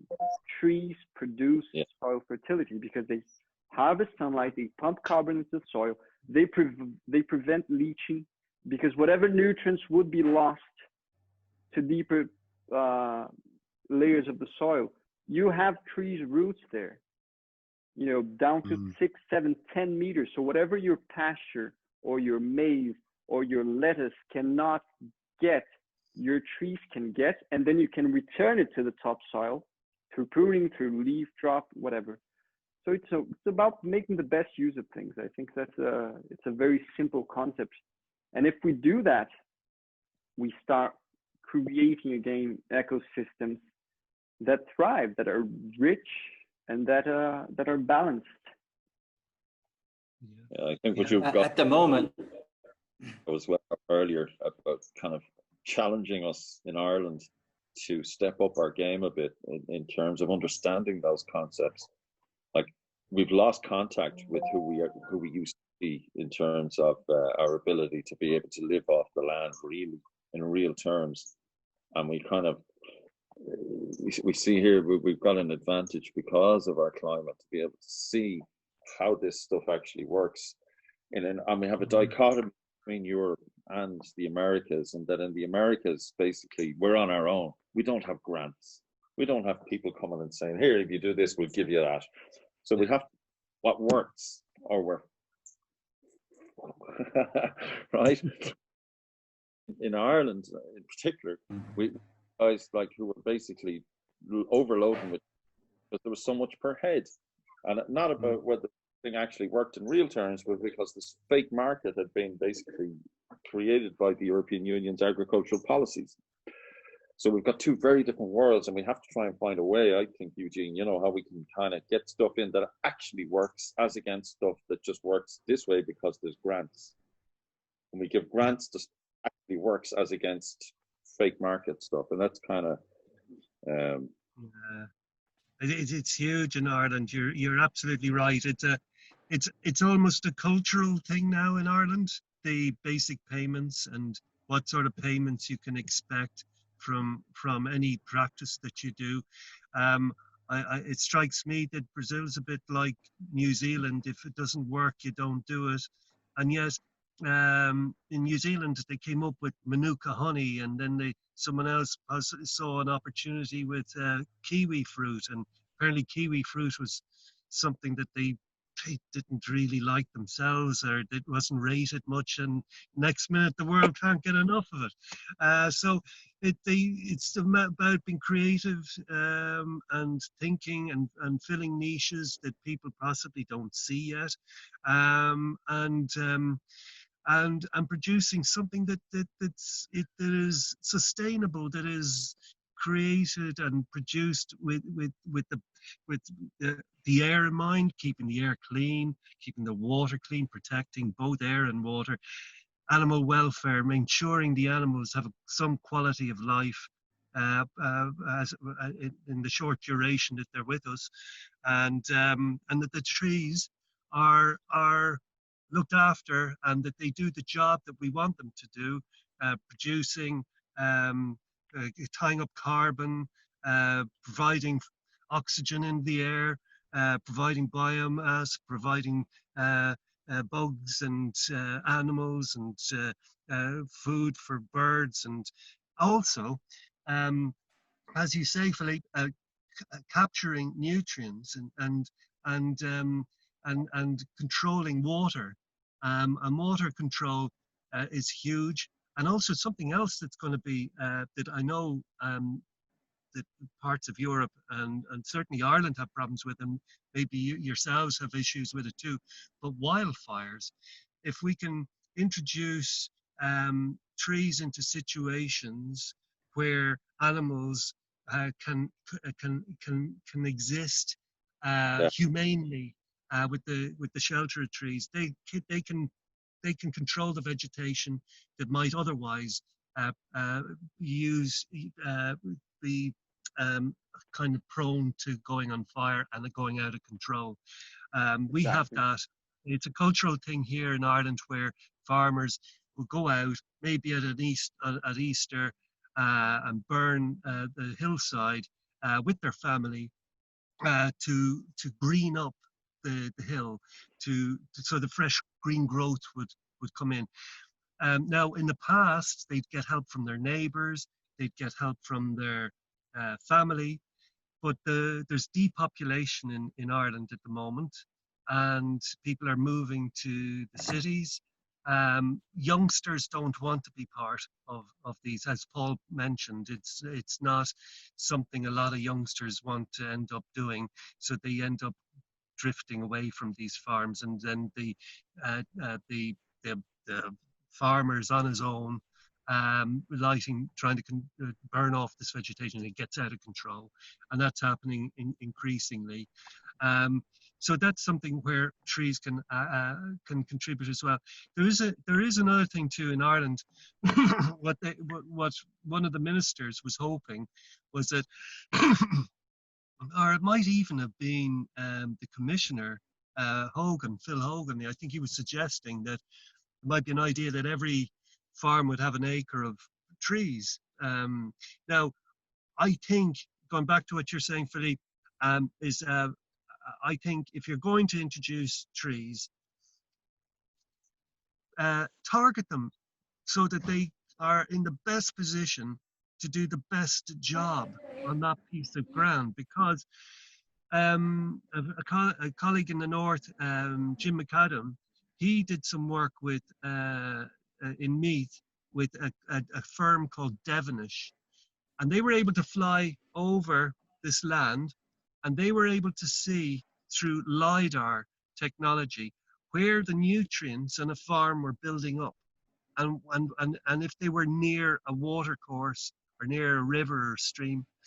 Now, if the concentration of nutrients were coming towards a stream or a river, that's where you put your trees, because that's where the trees will rescue the situation and they'll do the best work, rather than leaving it up to the landowner who says, oh, an acre of land, oh yeah, I'll put it up there in that hill up over there, because that's what suits me, you know.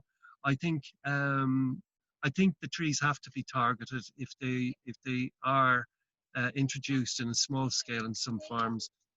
And that's just an observation of something that was being mentioned here in Ireland.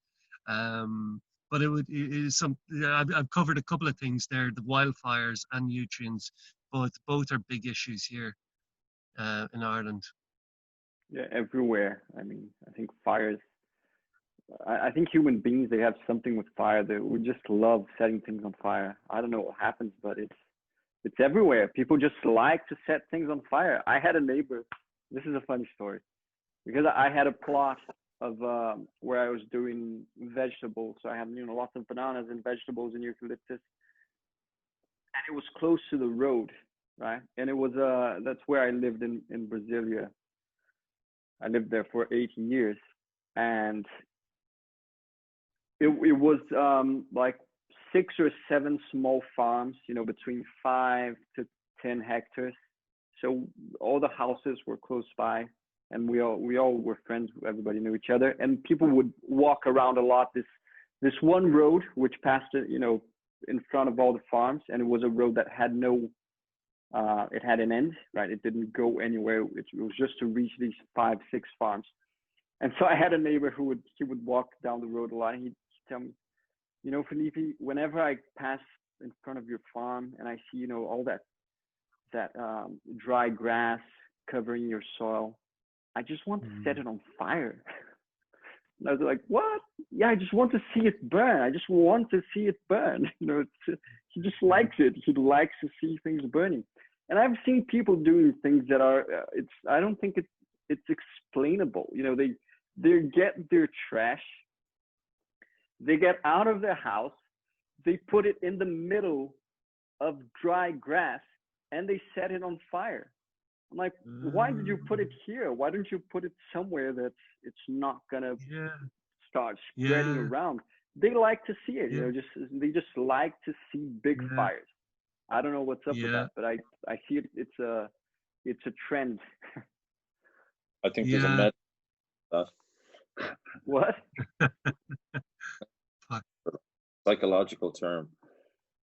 No, I didn't understand, because it's your voice sometimes mutes. Okay, I'm There's saying like a that gap. there's a psychological term for people that like fire. Oh yeah, there is. Especially. It's a pyromaniac. Exactly, and I think that maybe it would behoove you to point them in the direction of good psychiatrists. That's a good point. That's a All good right. point. Well, sorry about that, guys. Out here, I think my internet connection dropped radically recently. I think it might be a cloud or something. It's one of those things of living out in the sticks.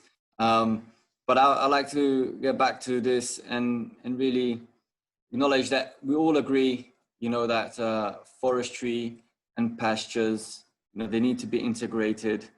This is one of the key things. We all here want to do the best on how to move forward, you know, to have a greater impact, you know, kind of like globally, you know, not just small scale. We're all aligned with that. And it's just so clear where it's the grazing that's having the most negative impact, as far as I can see it. I'm sure we all agree on this, where people are, you know, chopping down forests, you know, to have more pasture lands and things like that. So we all, I think we're working towards, you know, really positive, where we introducing forestry with the grazing. Personally, you know, Felipe said already, he loves working with animals. I've kind of, you know, I got a new love for that as well. It's been maybe close to 10 years since my first connection with agroforestry. And for the greater half of that, you know, a good 6 years, I've been planting, you know, veg and fruit and veg. But I've really come to my senses as well on how we can have a greater impact.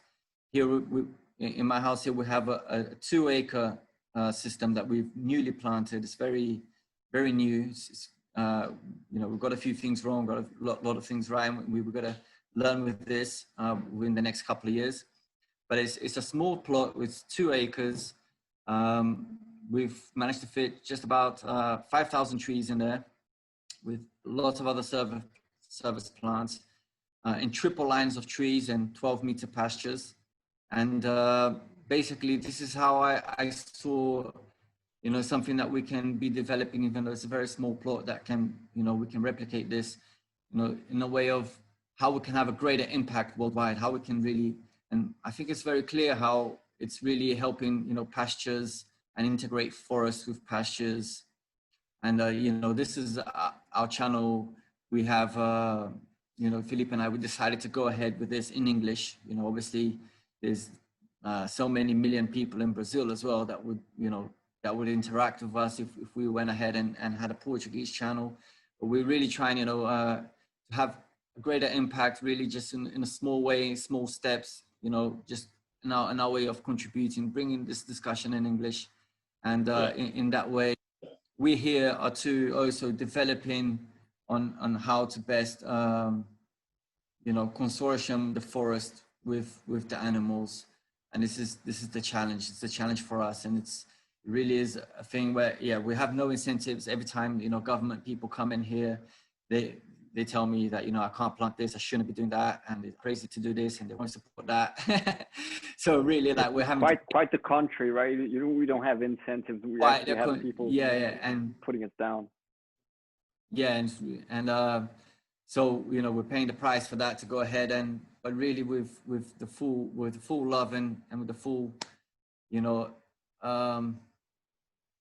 expectation of being able to, you know, impact other areas and other projects. And, you know, we're just so chuffed to see, you know, great projects like that going on in Ireland, where you guys got 51 people joining up, and, you know, and in 4 years. Also, in the beginning of Eugene's statement, where the guy that he had an agroforestry plot where 20 years or so passed, and you went back there and you couldn't tell if it was a native forest or not. So that was really chuffed to hear that as well. I'm just kind of saying all this because my internet is a little bit whammy, so if things get a little bit lost, so I'm just getting that out. Where, you know, I think we're all in the right direction. You know, we're pushing for forestry and grazing together. Yeah. And, you know, it's very early, and we're doing our part here to try to develop it further. And, you know, let's be in touch and see what we can exchange with. Yeah, I think that's a good closing speech, because we've gone for 2 hours already. I think it's a good moment for us to wrap it up. But it was really great having both of you here, Paul and Eugene. We really thank you for being available, you know, to join us in this conversation. And so, yeah, thanks a lot. We love to hear from people, you know, different parts of the globe, to, you know, to hear the different challenges, because, you know, like we mentioned, it was your face when you saw the 10-month-old plot is just priceless, man. The face that you made, what? This is 10 months old. It's like, because it's completely different, right? It's different challenges. It's different challenges. And we say, oh yeah, what's the cycle of the oak tree? Oh, it's 130 years. I'm like, what? 130 years for you to harvest the oak tree? You know, here in Brazil, we can have if you want to do a timber, if you have a timber enterprise, you can have harvest at 3, 7, 15, and 30 years, and that's it. Then you can start all over again. So over there, the fast-growing tree is the one that you harvest in 35 years, right? The Sitka Spruce, and I'm like, wow, it's a complete. You need a different mindset. It's a different, whole different idea. It's like, oh, I'm planting this to harvest when I retire, and this other one I'm planting for my great grandson to harvest when he's retired. I'm like, what? Like, it's another. You need another. I think it's important. It's important as well. I mean, to leave the message that we understand that the climates are different, and the species that you can work with that are different than a lot of the examples that we put forward. But it is important for people to believe that the principles are the same. The mechanism of the planet, you know, it exists, and it's, you know, it's basically sunlight, you know, covering the soil, and the principles are the same no matter what species and climate. You know, so people have to trust that when people are looking, and sometimes they're not even trying. They're looking at our work, and sometimes they're saying, yeah, but, you know, that doesn't work out here because it's different species. But I understand what we're trying to hit on that, and people give it a chance on following the principles. Like we've got a, you know, it's a free course online, and we've got a whole module on principles. And if you follow the principles, it doesn't matter if you're working with different species, you know, you've got to get benefits from that. Yeah, listen, lads, I've really enjoyed the conversation. It's been a real eye-opener for me. I've enjoyed sharing details with you guys. It's wonderful. It's wonderful sharing it with other enthusiastic people who get it, who understand and appreciate. Yeah, look, it's been a pleasure, lads. It's been a pleasure. Cool. Yeah, I echo that, and yeah, it's been great. And I think hopefully anybody who might be watching this later on would see that, you know, this whole thing, you're applying the principles, but there are no kind of set lists. You have to learn how to become an observer and to observe and learn with wherever you are, whatever zone you happen to be in, with all these things. And it's all different, but the principles basically work no matter where you are. And like for me personally, then, like I've kind of said once or twice already, it's about quality of life and about making this whole thing multi-generational, so that my kids are gonna hopefully step in when I step out. And you know, and I would imagine that for a lot of farmers out there, that's an important thing for them to give them hope for the future, for the next generations. So thanks, guys. Just plant oak trees. Then your kids are gonna have to step in. Like, oh, what's my inheritance, father? It's this oak plantation, son. Now take care of it. Yeah, whatever you do. Like, and usually we talked about oaks. It's like, you know, even maybe considering looking at when you're planting oak, to plant other trees around the oak to help the oak. You know, because oaks are not an oak. Yeah. Just on their own, maybe they don't do so well, and maybe they grow a little bit slower because of that. Maybe if you definitely, you know, you can accelerate. Yeah, definitely help it thrive. And one thing is sure, you know, 100 years will pass, you know, 20 years will pass. Sometimes we're afraid of planting, but you know, this is guaranteed. The time will pass, and you know, you'll harvest if you planted it back then. You know, like we're harvesting fruit, but if I'm going to be scared of that, you know, of the time frame, you know, I wouldn't be harvesting fruit if 10 years ago or whatever, 100 years ago, and you know, I wish my granddad had planted some oak trees for us. Exactly. The time will pass, it's guaranteed. You know, that we will get to the point of harvesting those oaks if we do plant them. And on that note, you know, congratulate the both of you on your work, and it's inspiring. Thanks very much for being with us. Can I say one more thing? We'll keep in touch. Yeah, do it. In parting, and it's kind of a mindset which I've only got into in the last few years because of the way that I'm working, which is abundance. And when you're coming at farming from a mindset of scarcity, it's a completely different way of doing things. And when you apply these principles to your land, you have an abundance of things. You have an abundance of water. You have an abundance of light. You have abundance of product, and you have a whole scale of other problems to deal with. In other words, how can I develop now what I'm doing to be able to get all this stuff out? You know, how can I add value to this? And how can and these are all great problems to have, as against the way an awful lot of people are forced in because of the systems they work into, a mind of where they're literally trying to funnel everything through a little hole. And so I would say quality of life, guys, you know, abundance. That's where trees play a huge part in that. A huge part. So that's it. That's a great point. Great closing point. All right, lads. So once again, thank you all for being here. We'll keep in touch. Cheers. A pleasure. Bye-bye. A pleasure, lad. Pleasure. Bye. Bye. Everyone take care and keep it pruned. That's our motto.